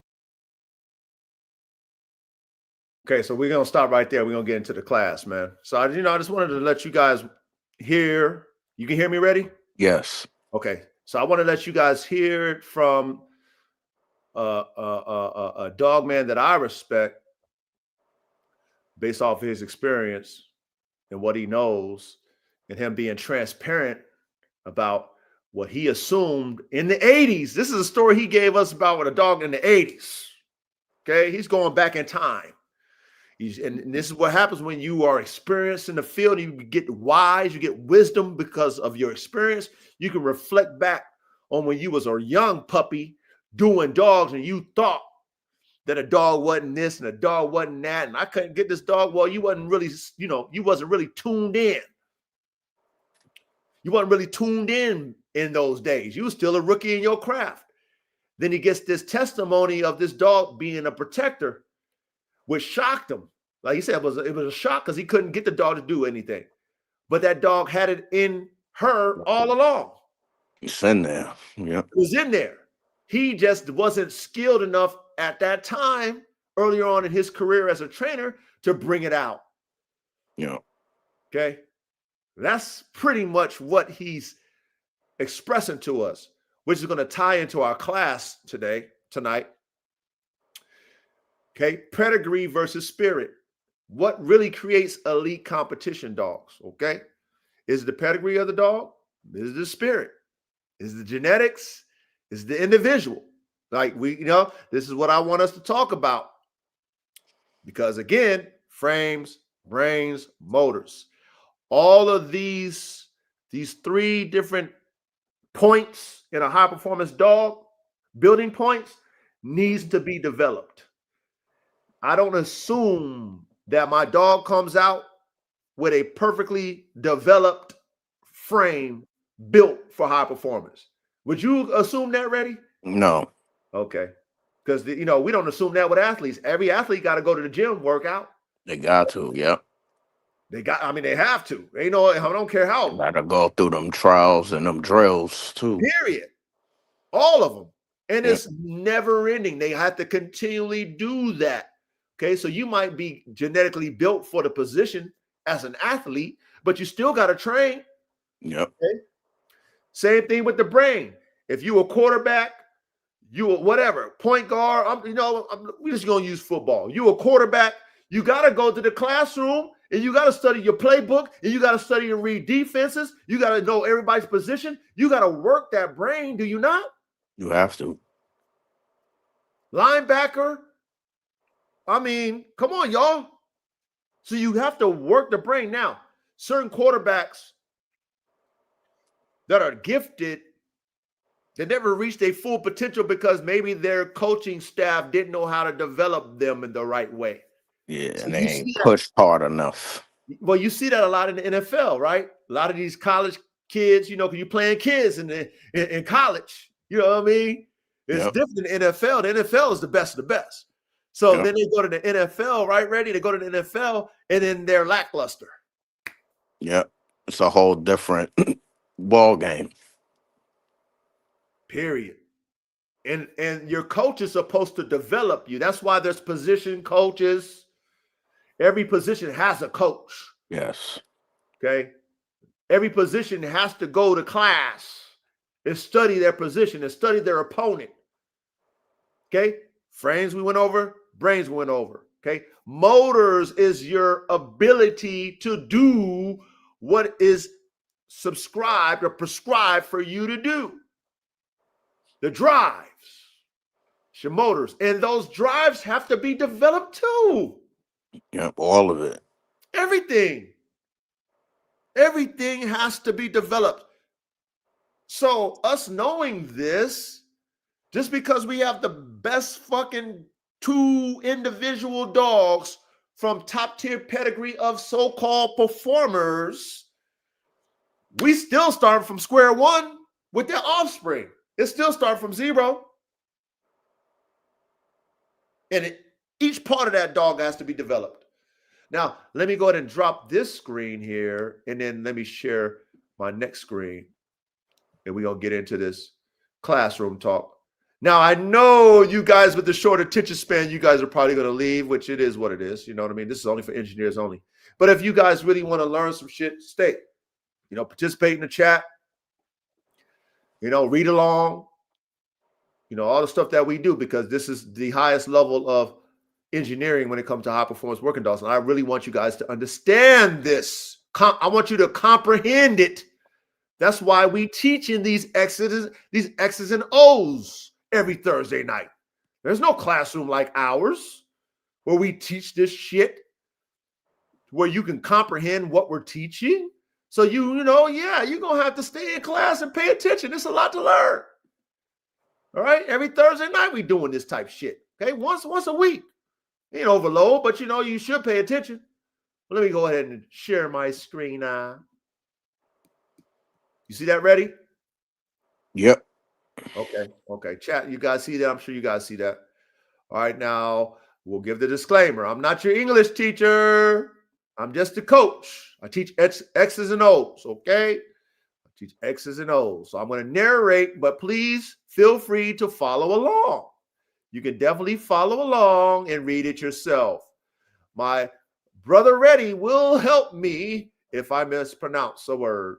Okay? Don't hold me to the cross, because that's not what coach is here to do. Okay? But I will narrate the best way I know how, which I do pretty much a good job for the most part. But at the end of the day, this is not English class. We're engineers. Okay, we do dogs, and we're trying to do it at a high level. So please pay attention in class. All right, you ready? Yep. All right, let's go. All right. So, number 1, why the spirit is different in every dog, even in elite pedigrees. A pedigree tells you what is possible, not what is guaranteed. Even when every dog on paper is excellent, each individual pup expresses a unique mix of drive, intensity, how hard they want it, okay. Nerve strength, how they handle pressure. Stress recovery, how fast they rebound. Confidence versus conflict. Pain tolerance. Self-motivation versus handler dependence. This happens because A, genetics recombine, they do not copy. Each puppy is a new roll of the genetic dice. One pup gets more prey, one gets more defense, one gets stronger nerves, one gets weaker stress recovery. You don't get clones, you get variants. Two litter mates can have same parents, same upbringing, same training, and radically different competitive ceilings.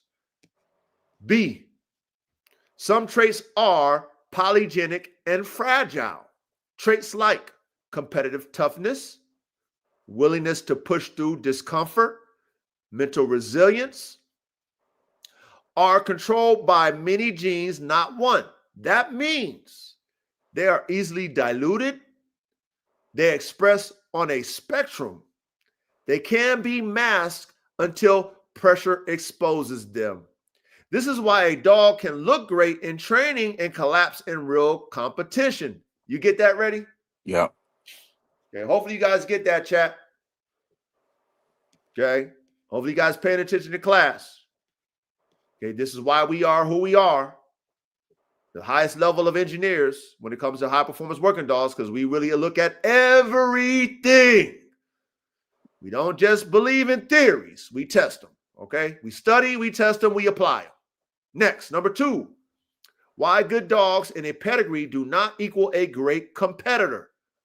A dog can be well-trained, well-titled, structurally correct, and still lack the inner engine required for elite competition. Here's the hard truth. Many titled dogs are managed, not driven. Handlers compensate with patterning, avoidance of pressure, predictable setups, timing perfection. That works until it doesn't. Elite competition dogs create pressure.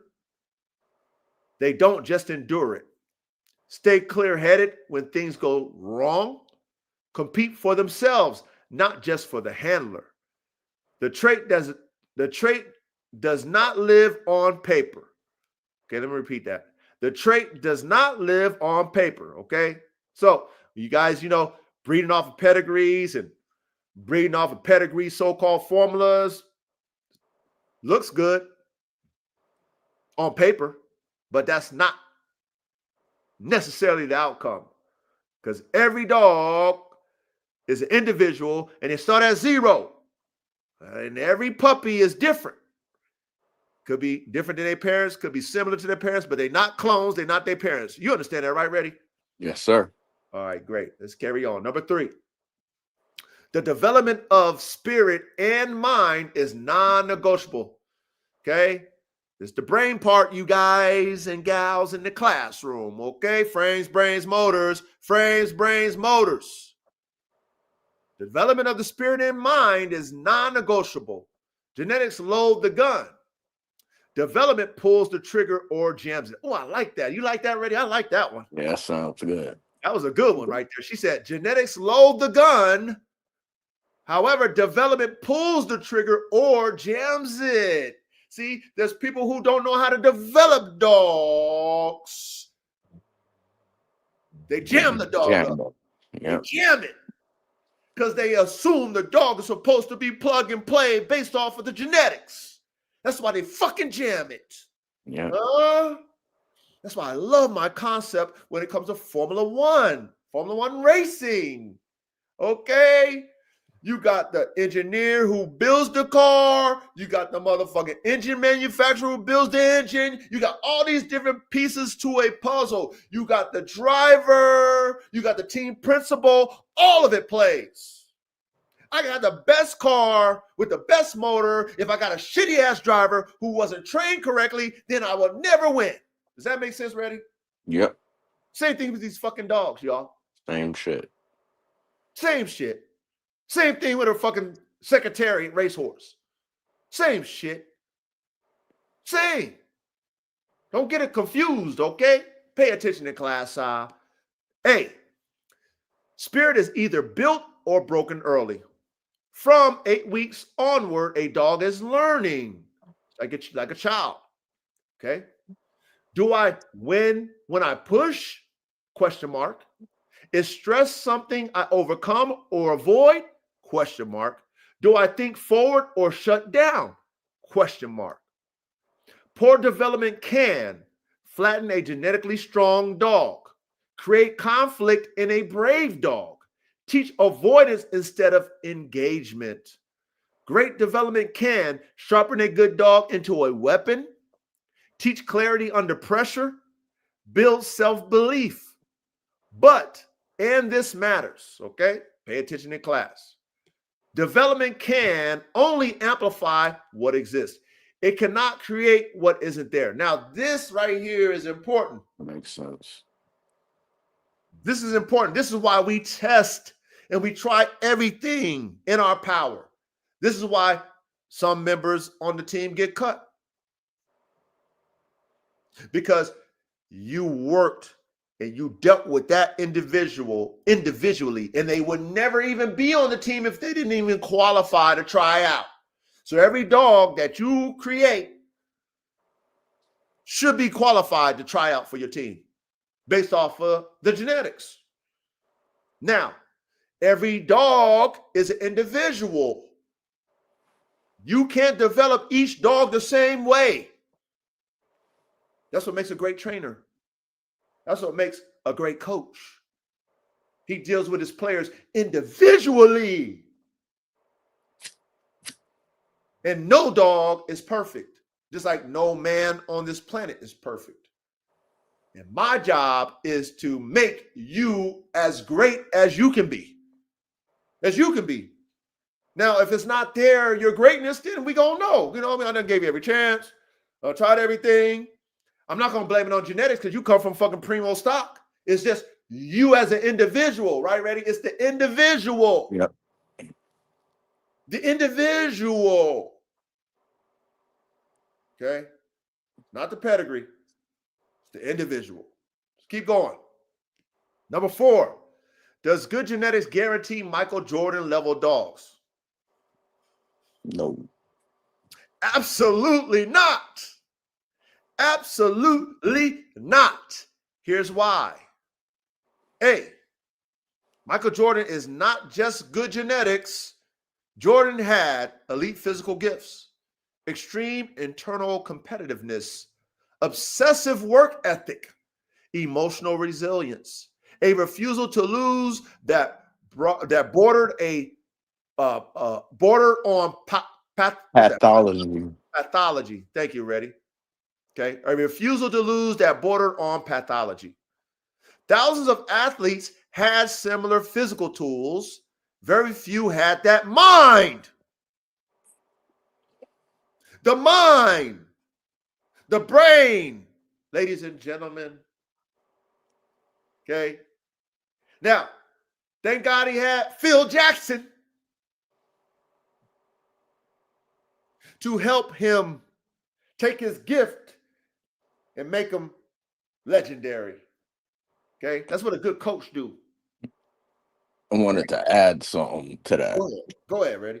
You know, Michael Jordan had brothers, right? You know, he had a brother named Larry Jordan. Larry was better than Michael. And he could jump higher, he could do all that shit, but he just wasn't tall enough. So he couldn't make it. He didn't make it. Wow. He was short, but he was better. Now, my question to that, right, is that, okay, well, there's a lot of, Spud Webb was short. Yeah, he just couldn't play. He played the same position as Mike.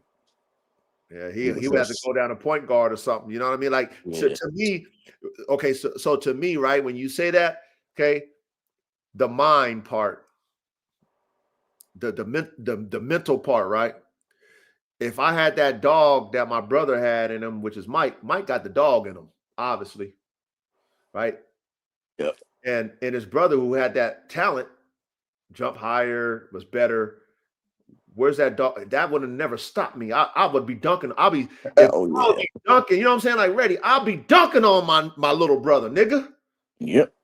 Because I got that dog in me. Yeah, you might be taller than me, nigga, but I'm better than you. Matter of fact, I'm gonna show you. I'm gonna work hard. But see, Jordan had that dog in him, which is my willpower to be the best and my work ethic is like, you know, like you said, pathology.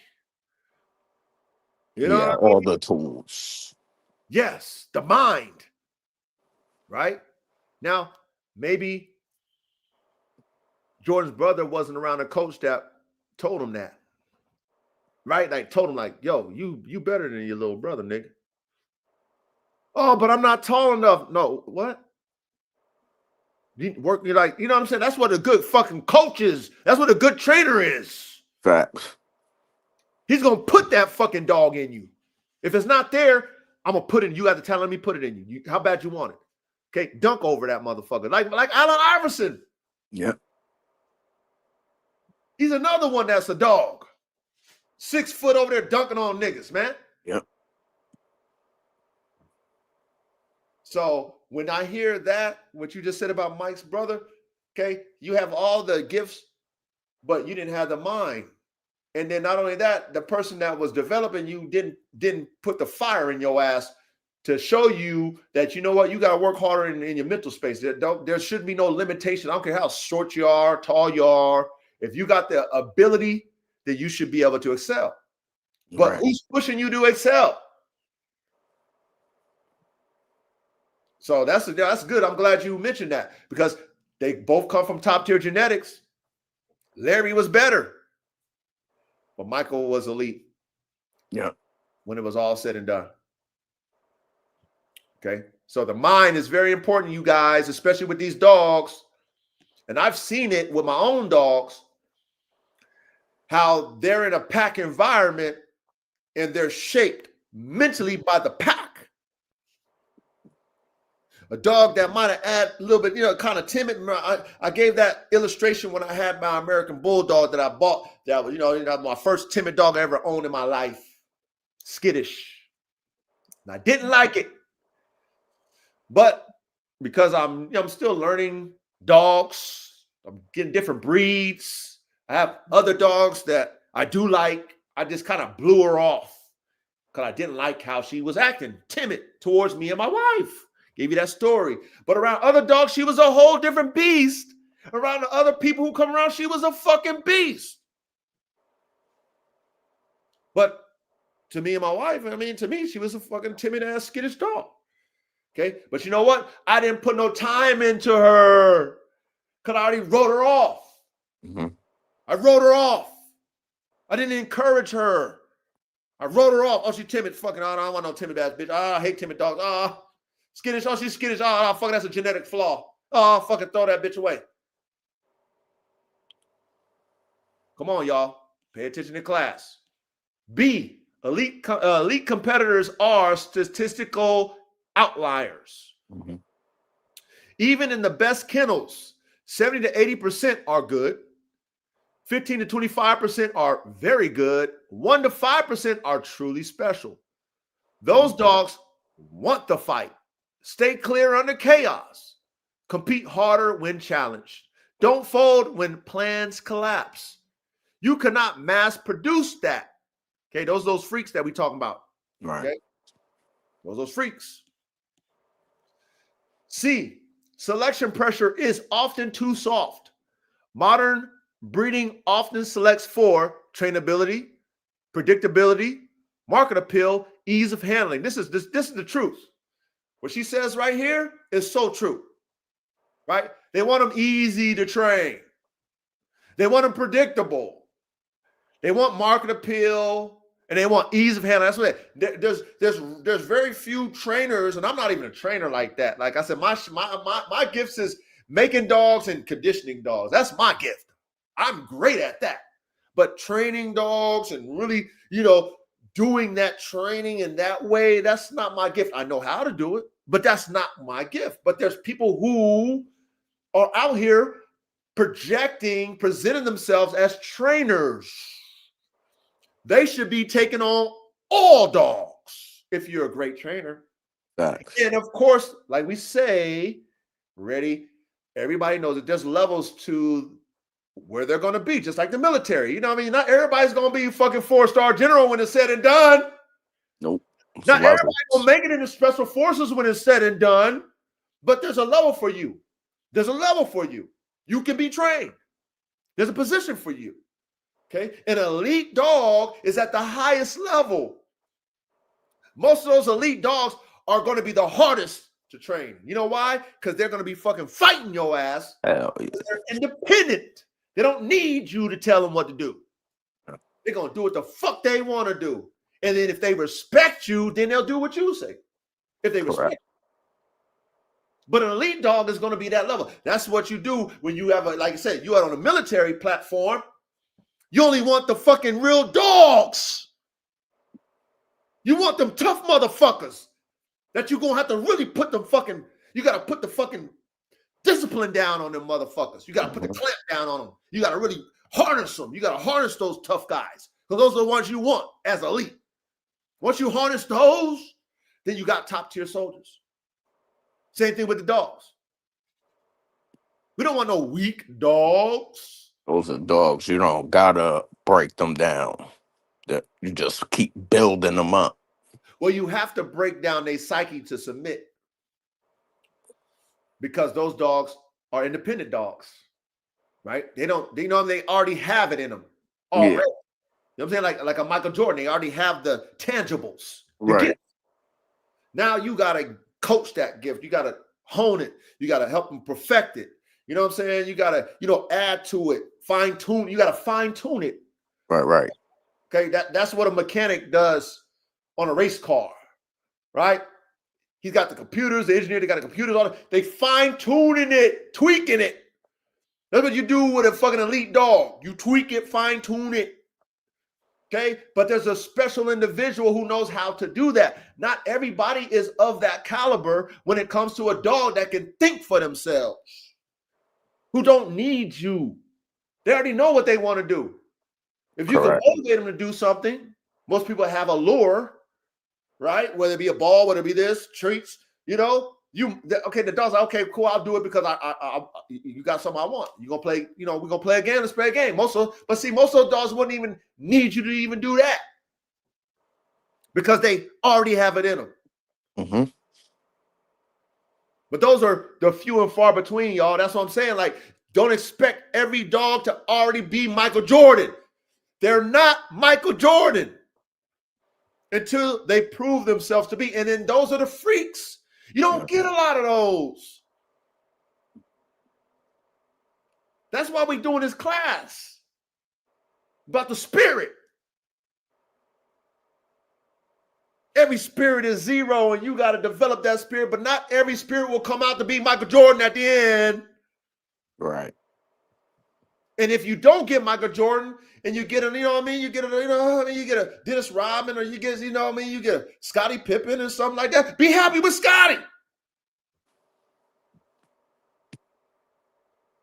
Scottie had to be developed. Scottie wasn't that bad, but he wasn't Jordan. He wasn't Jordan. No, that's the thanks, Reddy. Thank you. Chat, y'all know what we talking about. Y'all know what me and Reddy talking about. Okay, but Scottie had to be developed. Mike got to be developed. Phil didn't give up on Scottie because Scottie wasn't Michael Jordan. Phil Jackson wasn't expecting to have the whole team Michael Jordans. Facts. We know better, gentlemen in this classroom. We know better. Let's carry on. Okay. She goes, not for ruthless competitive will, stress tolerance, independent problem solving, refusal to quit, Those traits are inconvenient until you need them. All right. Number 5, what actually separates the top 1% competition dogs? It's not just genetics. It's not just training. It's the intersection of correct genetic foundation, early what is that, Ready? Neurological. Thank you. Neurological. Thank you, Ready. Development, pressure appropriate exposure, handler clarity, a dog that chooses the fight, the dog that keeps coming forward when timing is off, the handler makes mistakes, the environment is hostile, the reward is delayed. That's spirit. Ooh. Ooh, you guys. That's spirit. Okay? That's game. Superior game. Yeah. This is rare. 1%, she said. This is rare.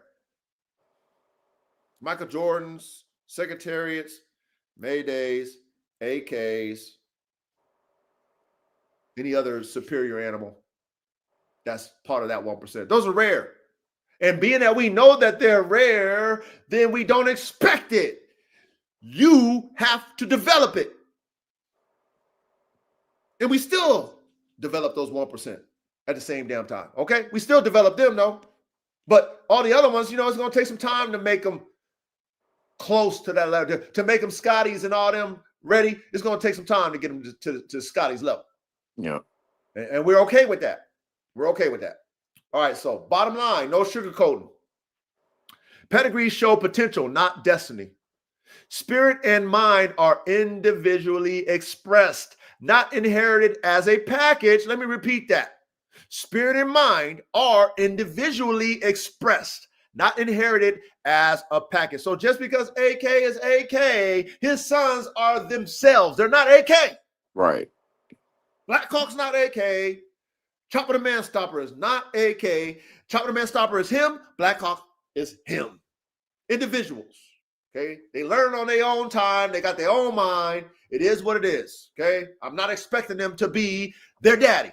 I don't breed for them to be AK. Nothing's the same. Go ahead. Nothing's the same. Yes. Everything is nothing. We're not breeding clones. Okay. They're not clones. Like you said, Ready. Nothing's the same. Okay.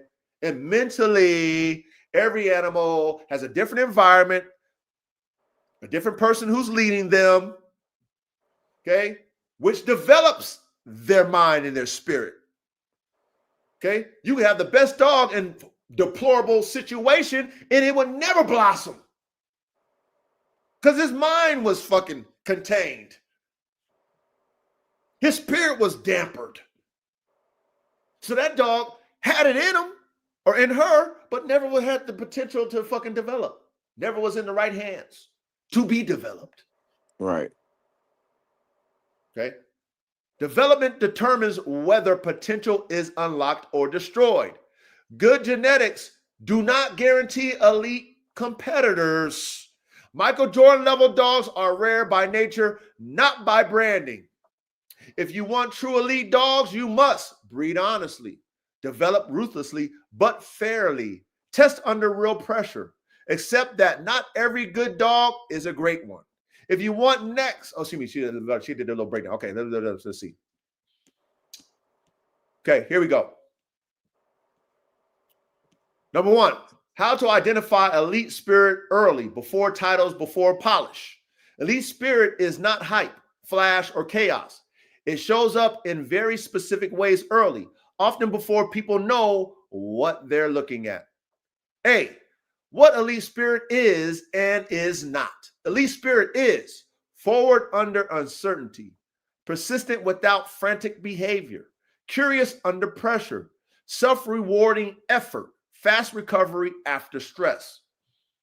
Elite spirit is not wild prey drive alone, screaming, spinning, or frantic motion, handler obsession, early bite intensity with no depth, looks good when everything goes right. Okay, that makes sense. Right. B, Early indicators that actually matter, 6 to 16 weeks. Problem engagement puts a simple obstacle or frustration in the way. Box, unstable surface, blocked reward. Elite spirit puppy tries multiple solutions, re-engages after failure, improves effort with repetition. Non-elite but flashy puppy explodes once, quits or redirects, looks for help immediately. Elite dogs don't ask permission to solve problems. All right. Does that make sense, Ready? Yep. All right. Number 2, stress recovery speed. Apply mild stress, novel services, sudden noises, brief restraint. Elite spirit resists the stress, processes it, re-engages quickly and cleanly. Weak competitors, freezes, avoids, takes long to come back mentally. Recovery matters more than reaction. Okay, get that? Yep. All right. Number 3, independent confidence. Elite puppies move away from the litter confidently. Explore without constant checking in. Don't panic when isolated. This does not mean aloofness. It means internal stability. I like that one. Yeah. I like that one. Number 4, pushback response. Okay. Gently block or oppose the puppy's goals. Elite spirit pushes harder, changes strategy, shows intent, not anger. Weak spirit vocalizes, avoids, becomes frantic, or shuts down. Pressure clarifies genetics. You get that? Yep. All right. C, red flag traits people misread as drive. Excessive vocalization, spinning, handler fixation, frenetic biting, Frenetic. frenetic biting. Thank you, Ready? Overreaction to stimulation. These dogs often fail later, not sooner. Number 2, selection mistakes that kill top genetics. This is where most programs sabotage themselves. A, breeding for titles instead of traits. Titles reflect handler skills, rule optimization, pattern familiarity. They do not guarantee stress tolerance, independent drive, competitive resilience. You breed what the dog is, not what the handler achieved. Oh, I like that. Yeah. I like that. Okay. And that's why I say, for me, I build the car. I build the dog. I'm not the trainer. This is mine. Okay. The trainer or the handler brings everything that I build out. Okay. So here we go. B, over selecting for ease. Selecting dogs because they are cooperative, predictable, soft enough to manage. This kills edge, fight, competitive fire. You get nice dogs, not dominant competitors. I like that one. Yes. The hard dogs, right? The hard ones you can't figure out. The ones that might be too much to handle. Okay? The ones that you just can't relate to and they just shut down on you. But as trainers, they want to look good. So they know in the easy dogs that doesn't just cut in the hat, 1, 2, 3 basic, just do the shit. That's what they like. But they don't end up to be the Michael Jordans. Nah. And that's why I shout out to the OG that we just watched the video on, right? When he couldn't figure out how he can get this dog to do a certain type of thing, but the dog had it in it, always had it in it. He just didn't know how to relate and bring that shit out. That's what he was just giving us an example of. Yep. When he was a rookie early on in his training stages, and he couldn't get the dog to do something, and he thought that dog wasn't nothing. He sold the dog, and he get the call from his client, and like was shocked, like, what? She did what? She does what? And how she was always sitting in one spot, Once she knew the family, she always sat at the bottom of the stair. What he said, the top of the stairs near the entrance. Yep. Because in her mind, in her dog sense, she was protecting the family. And that's the best place. That's the best position for her to hear things walking past, smell whatever she needed to smell, knew when the family was coming in. That's her spot. And then when something came in that wasn't family, she did what she was supposed to do. Whereas you would have said to yourself, like he did, this dog ain't shit. Letter C. Let's keep going. Avoiding pressure in selection. Many breeders don't test in chaos, don't test under fatigue, don't test without rewards, don't test when things go wrong. So weakness survive. What you're avoiding testing, you preserve. Okay, so you always got to test. We always say that test your dogs. Okay, test them. D, confusing control with strength. A controlled dog is not always a strong dog. Strong dogs can be taught control, can operate independently. Weak dogs require constant structure, fall apart when structure disappears. Breeding too much control produces glass cannons. Like that. That's true. That's true. And I always want my dogs to have self-awareness. I always want my dogs to be independent and only follow those they respect.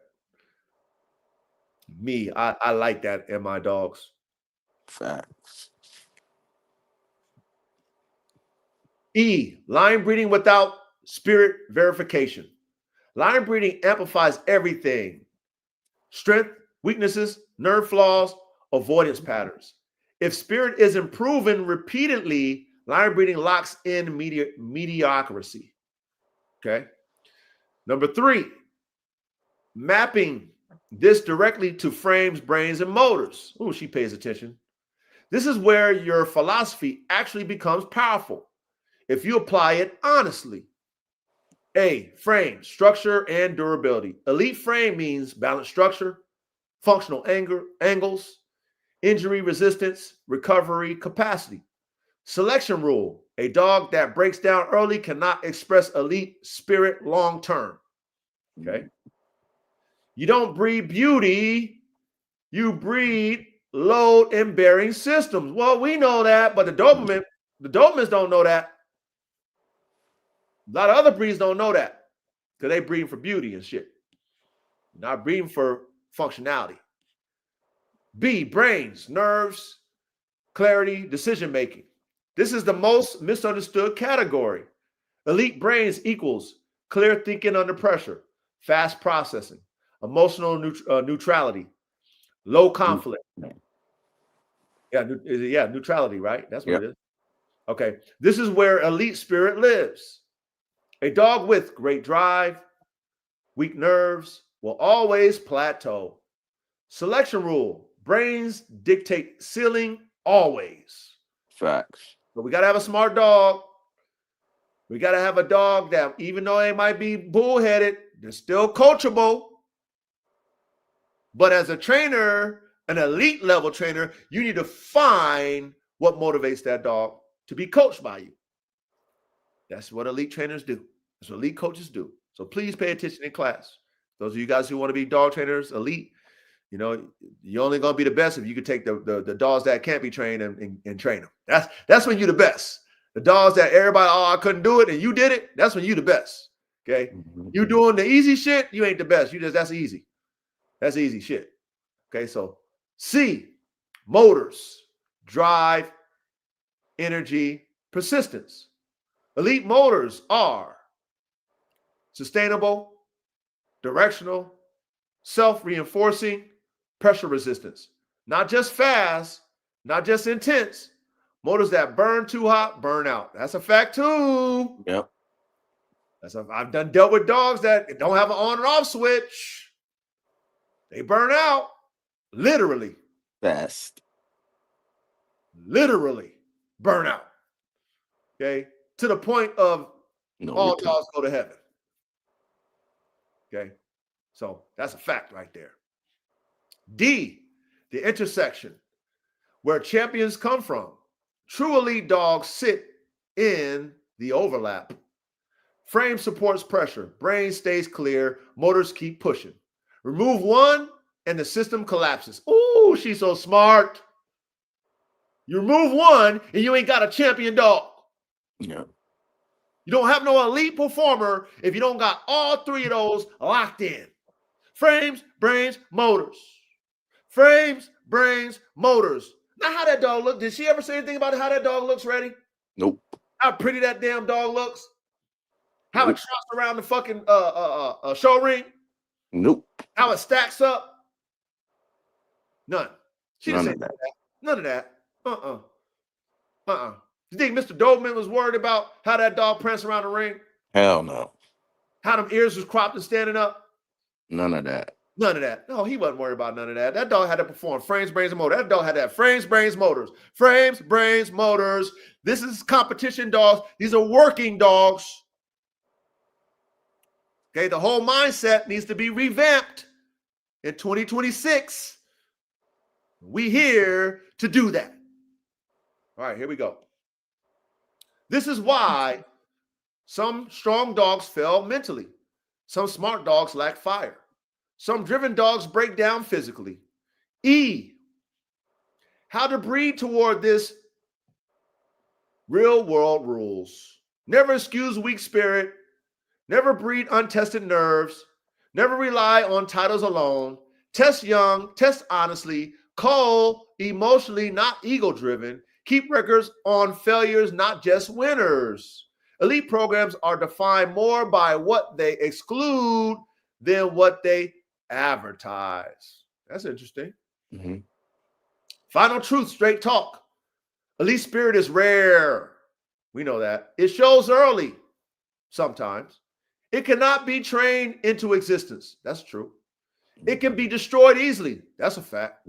Most programs breed around it, not for it. Right. Okay? That makes sense. Now, your frames, brains, motors concept is dead on, but only if brains lead selection, motors are sustainable, frames are functional, not cosmetic. Facts.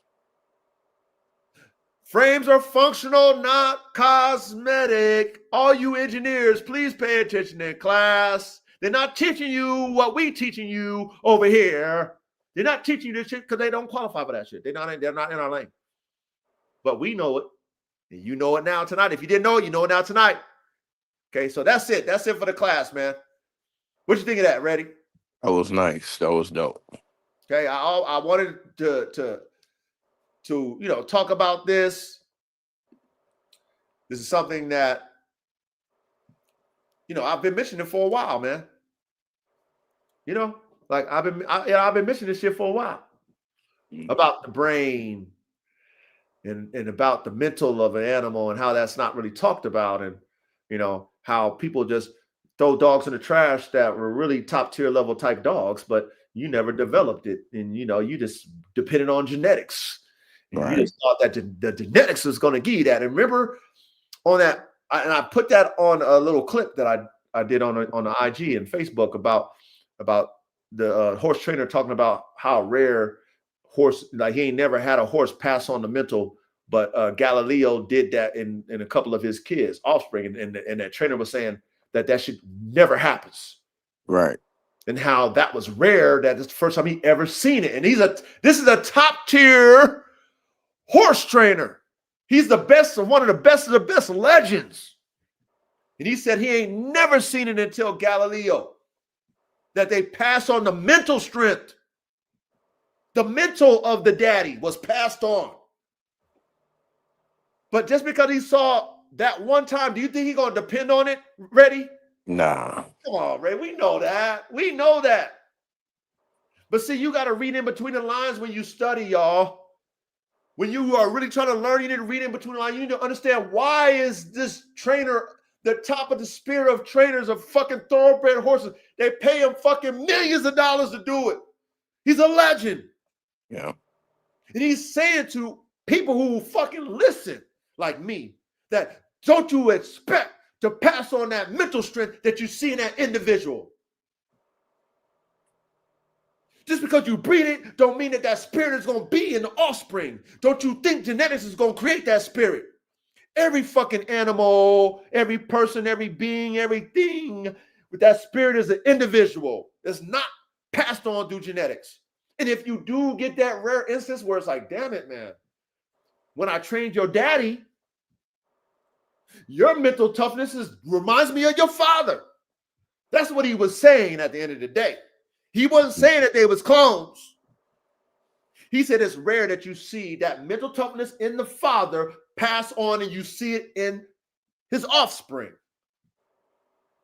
He said it's rare, it doesn't happen. So we here need to understand that. We don't throw fucking dogs in the trash because as puppies, they're not showing us something that we expect. Because maybe their daddy showed you that when they was a puppy. Or their mama showed you that when she was a puppy. And you expect that these dogs are supposed to be plug and play as pups. It's the same.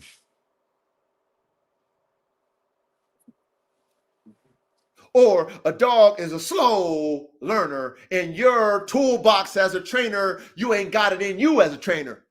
So then you write the dog off as trash. Well, don't just say that. Now, if you're a trainer and say, you know what, I couldn't bring out that dog. The dog has the potential genetically, but you ain't have the skills to bring it out. That's all. Yeah.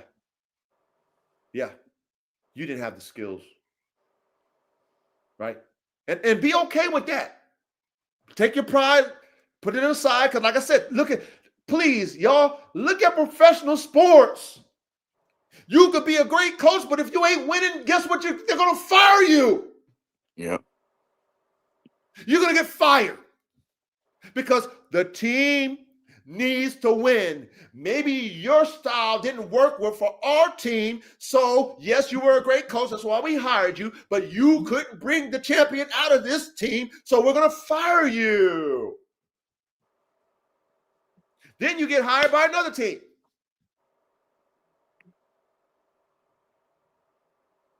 Same thing as dogmen individuals who have these type of dogs, who have the ability to train dogs, who have a gift to train dogs. You should be always working on your craft, and you should be taking the hardest dogs to train.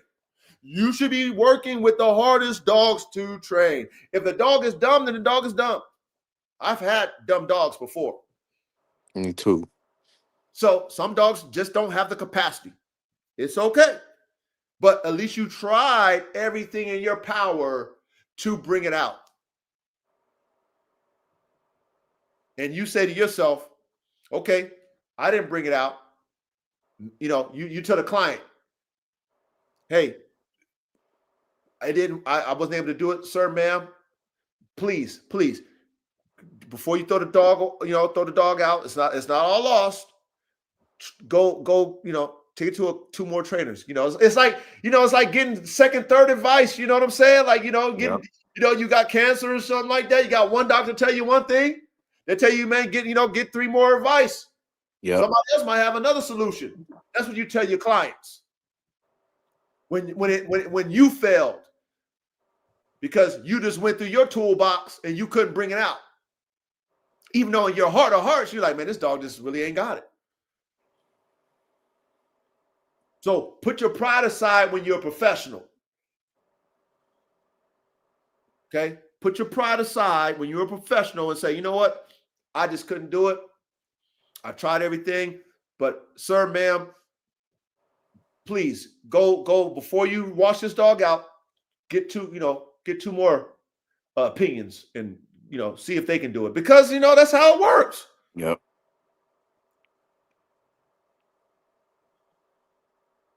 Like, this shit is real, y'all. And there's levels to everything that we do. Not everybody's going to be Bill Belichick. Not everybody's going to be Phil Jackson. And all these, and whoever else were great coaches.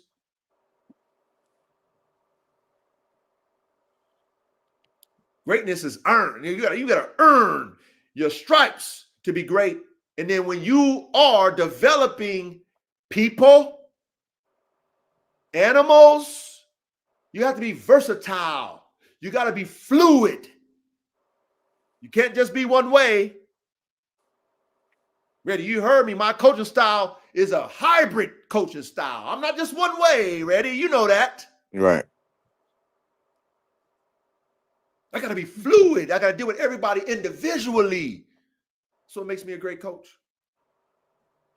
Same thing with my dogs. I don't deal with my dogs the same way. Every dog got a different personality. I deal with them accordingly.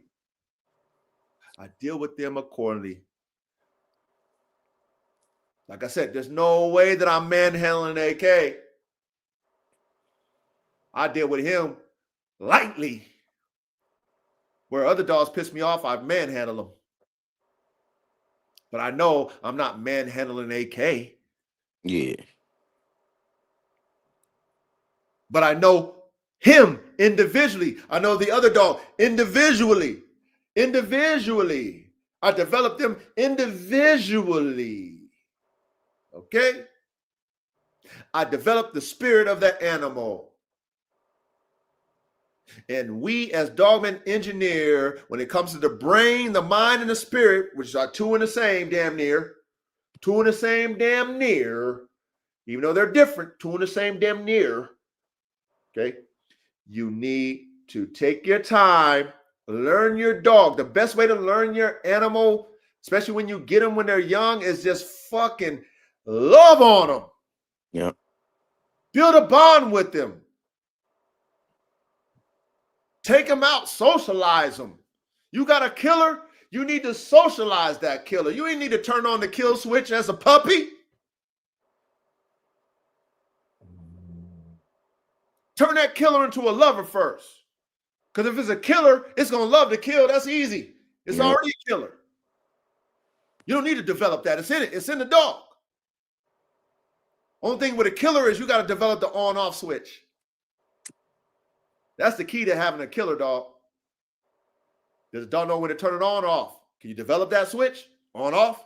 Can you develop that? That is what you got to pay attention to. But at the same time, do people do that already? People don't really do that already. They expect these dogs to be out the womb doing fucking rah shit. Out the womb.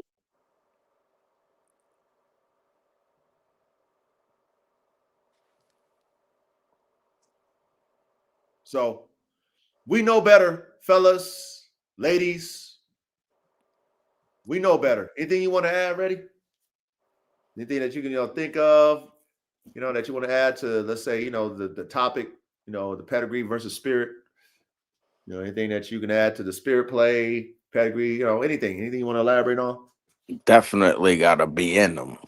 And there are certain individuals of all breeds that got it in them, and they got the spirit to do the tasks that are needed by that breed.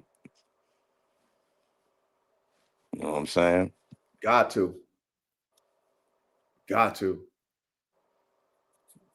There's only a few people individuals also that could bring that out the dog. Right, that can actually bring it out.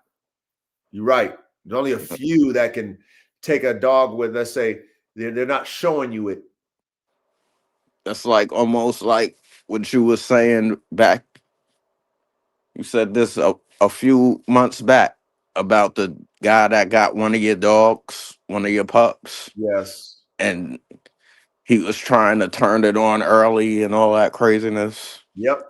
But it wasn't showing him the level that he was thinking he was going to be getting, even though it's already in the dog and you told him the instructions and all that. And then he ended up giving it to a family, and that dog ended up turning on for them. I'm sure it turned on for them. I Yeah. guarantee it turned on for them. But he took it to a trainer who wasn't a fucking skilled trainer at all. Yeah. And he told him, "Oh, this dog ain't got it as a puppy. The dog's fucking a puppy. The fuck out of here. How's a puppy got anything?" Exactly. You know, like shit, that shit blew my mind. But hey, that's to each their own. I'm not here to hold your hand. If you can't follow instructions, it is what it is. But yeah, like that's perfect example, because when that dog was with me, that dog was on a whole nother level. Hell yeah. But that dog trusted me and trusted my wife and trusted that fucking environment that he was in, and he was comfortable. Then he moved Facts. to the new owner, and then you got to build that bond with that dog. Facts. But if you're impatient, hey, it is it is what it is. That's why I say when you got kids, right? And you know how kids do. Kids ain't got no expectation for their dogs. All they want to do is play with the dog, right? So when you have kids and stuff, kids are the best trainers for dogs because they really bring it out of them dogs. Yeah. Because they show the dogs that they really care about them and they spend time with them. And there's a bond that gets created. There's a bond that gets created with your children and the dogs. Yeah. Whereas, we have work going on, you might not spend too much time with the dog. It might leave the dog out in the backyard. You feed them. That's about it. You know what I mean? There's no real true bond with your dog. The dog kind of, it still respects you, but it's a level to the respect. Like it respects the kids more, but it respects you because you still feeding it and all There of you that. go. You said it, Reddy, because you feed Same. the dog. The dog ain't dumb. The dog want to get fed. So, you going to feed me, daddy? Okay, cool. But there's no real bond with that animal like your kids, because your kids are interacting with the dog. Your kids are playing with the dog. They're showing a dog what a pack shows a dog. Facts. Because the pack is with each other at all times. They're hunting with each other. They're around each other. They're rustling with each other. Like, look how your puppies interact with each other. And, when you got puppies, they're always interacting. They're sleeping with each other. They're fighting. They're eating. They're doing. That's a bond that's being created. Yeah.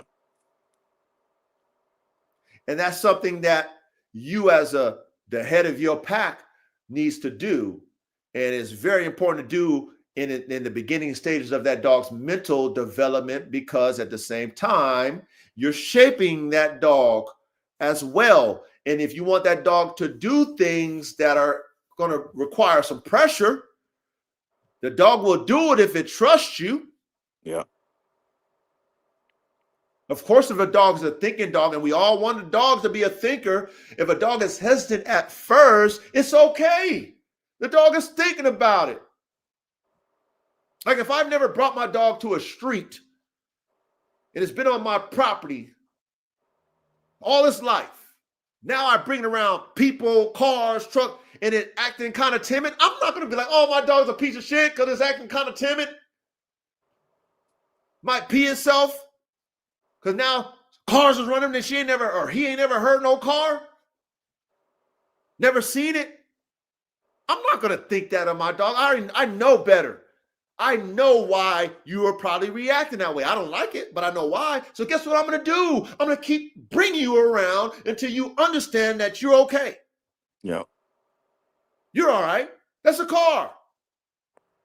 That's a different person. That's a different smell. You gotta break that dog in. You gotta That's break him in. concrete.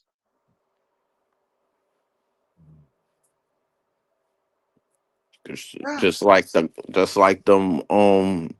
race cars. They're not gonna show you what they are until you break it in. Break the engine in.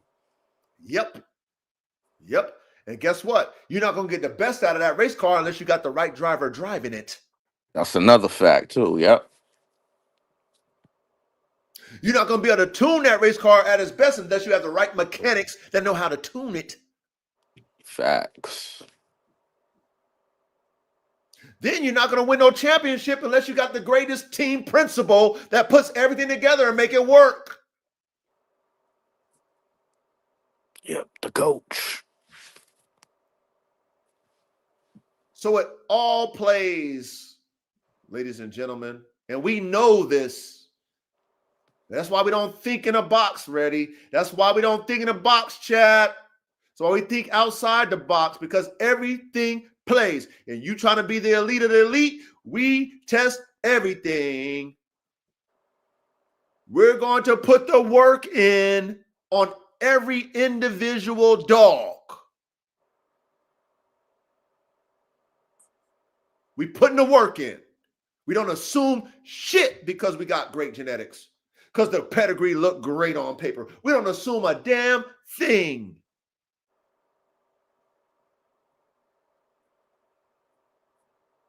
We don't assume shit. Not at all. So I'm glad we did this topic tonight. This is something that's always been on my mind to do. Shout out to Coach Chat GBT. Shout out to the gentleman. These guys got these damn names and shit. You know what I'm saying? But shout out to the gentleman, the OG. I respect being able to be, a participant, not even really a participant, but just somebody in his classroom that watches content. All these guys, and I'm always looking ready. I'm always looking for dog content that has the classroom level to it. You know what I'm saying? And that's few. That's few. Yeah. That you have people teaching. Because that's people don't want to be in class. That's boring. Right. But at the same time, I want to learn. Okay, what is it? Alpine K9? Okay, Students for Life. Yeah, he OG. Yeah, exactly, OG. I love learning from people like him who are willing to tell us their mistakes. Hans is another one. I love it. You guys should do the same. Okay? People teaching you something, telling you stuff, got experience. Pay attention to them. Pay attention to them. Listen to that content. I know it's boring to some of you guys because y'all want to be triggered. Y'all want y'all endorphins and shit like that. Nerds and engineers, they don't do that. They really are intrigued and fascinated by learning. If they're not getting the information, they get bored in class. Like, oh, this is boring. That's how you guys need to be thinking when it comes to making these damn dogs. If you're not finding a way to make your dogs better, you ain't learning something that you didn't know, then that shit should be boring to you.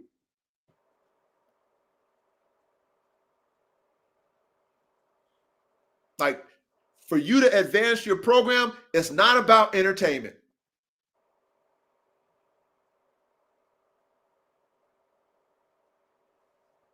It's not about entertainment.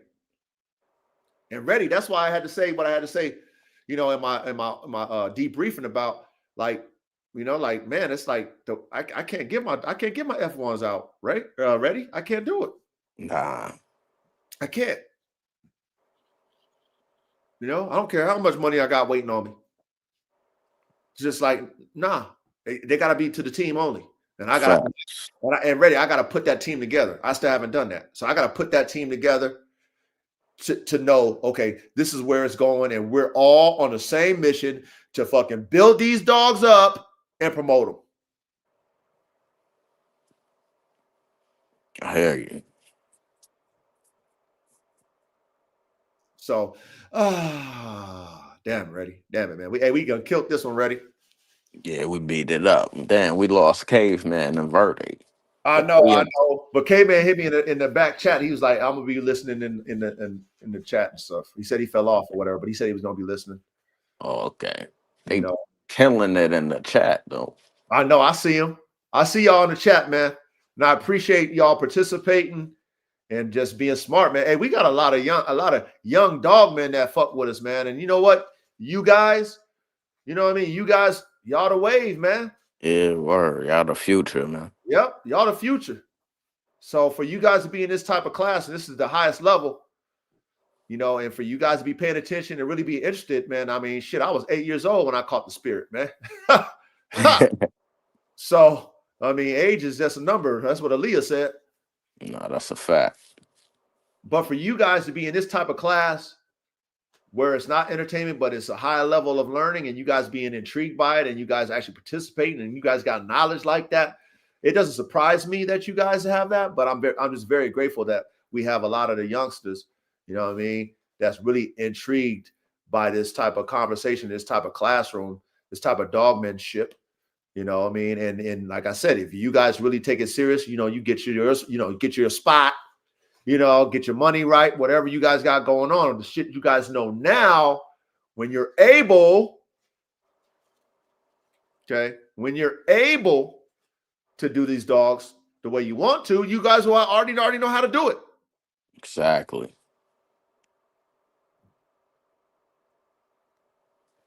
And another thing too, ready, for me to keep pushing my level, like my formulas can't be like I'm making a breed formula, because that shit right there, because if we like think about how we reverse engineered a lot of dogs and we went back to the essence of those dogs, those were all built based off of what they needed to add to make them work.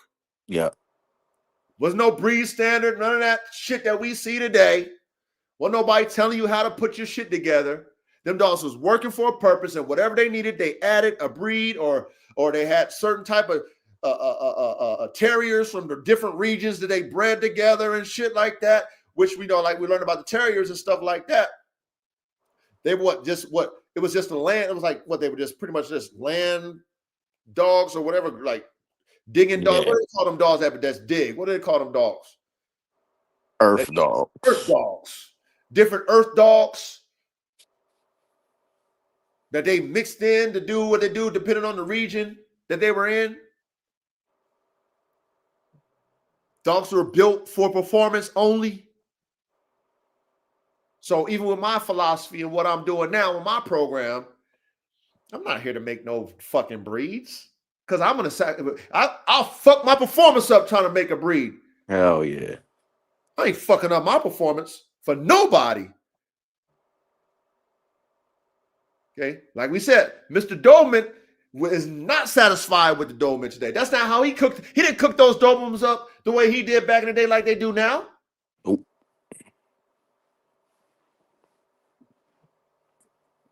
So why would I?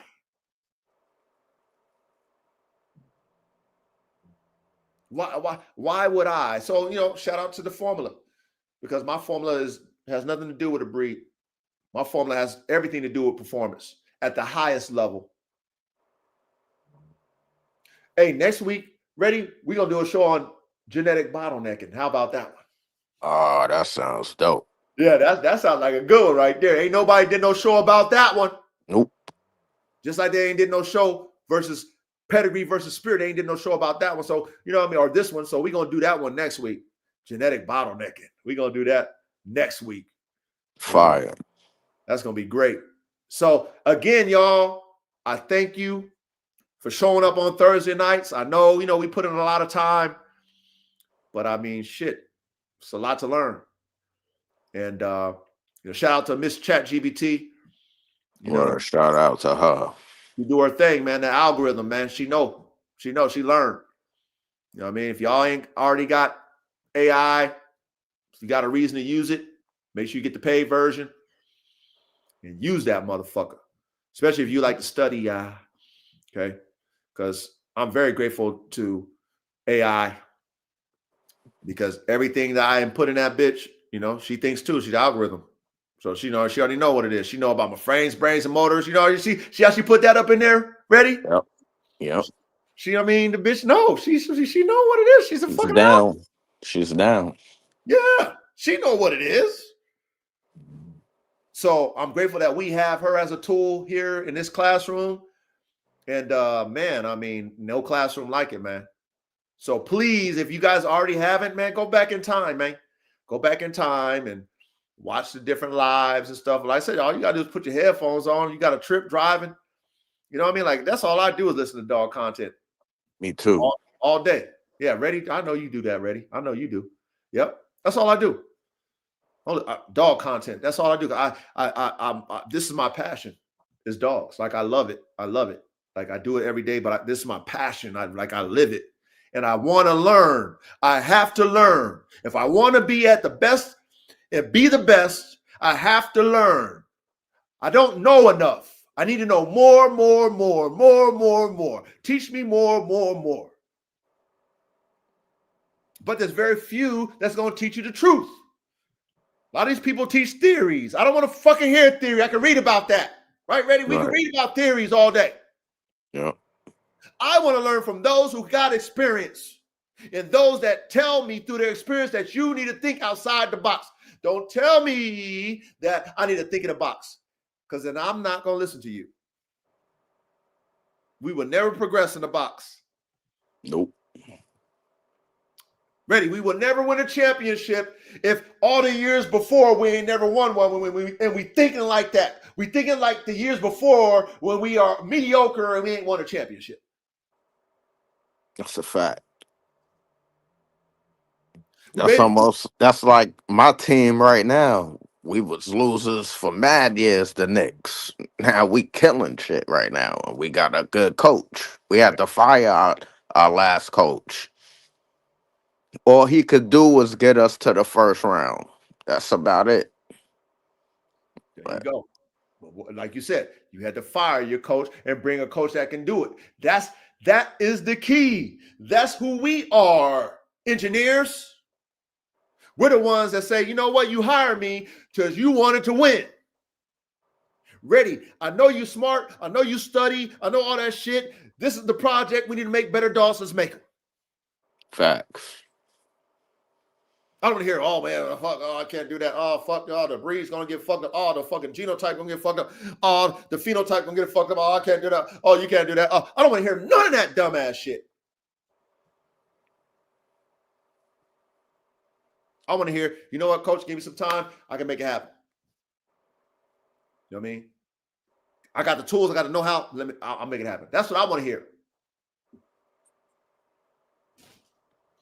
So I digress. But yeah, we killed it. Ready? Anything else you want to add before we close out?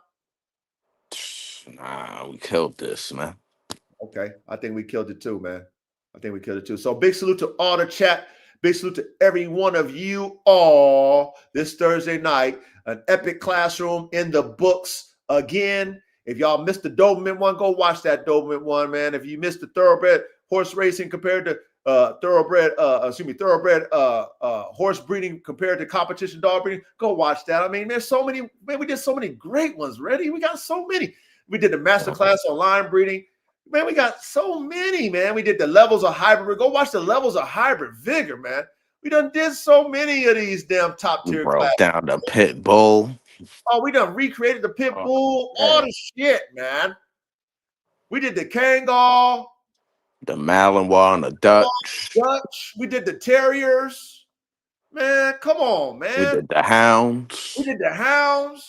Come on, stop playing with us, man. Come on, y'all. So, man, enjoy the classrooms, man. A lot of good information on there, man. Food for thought, man. Stuff that you can apply.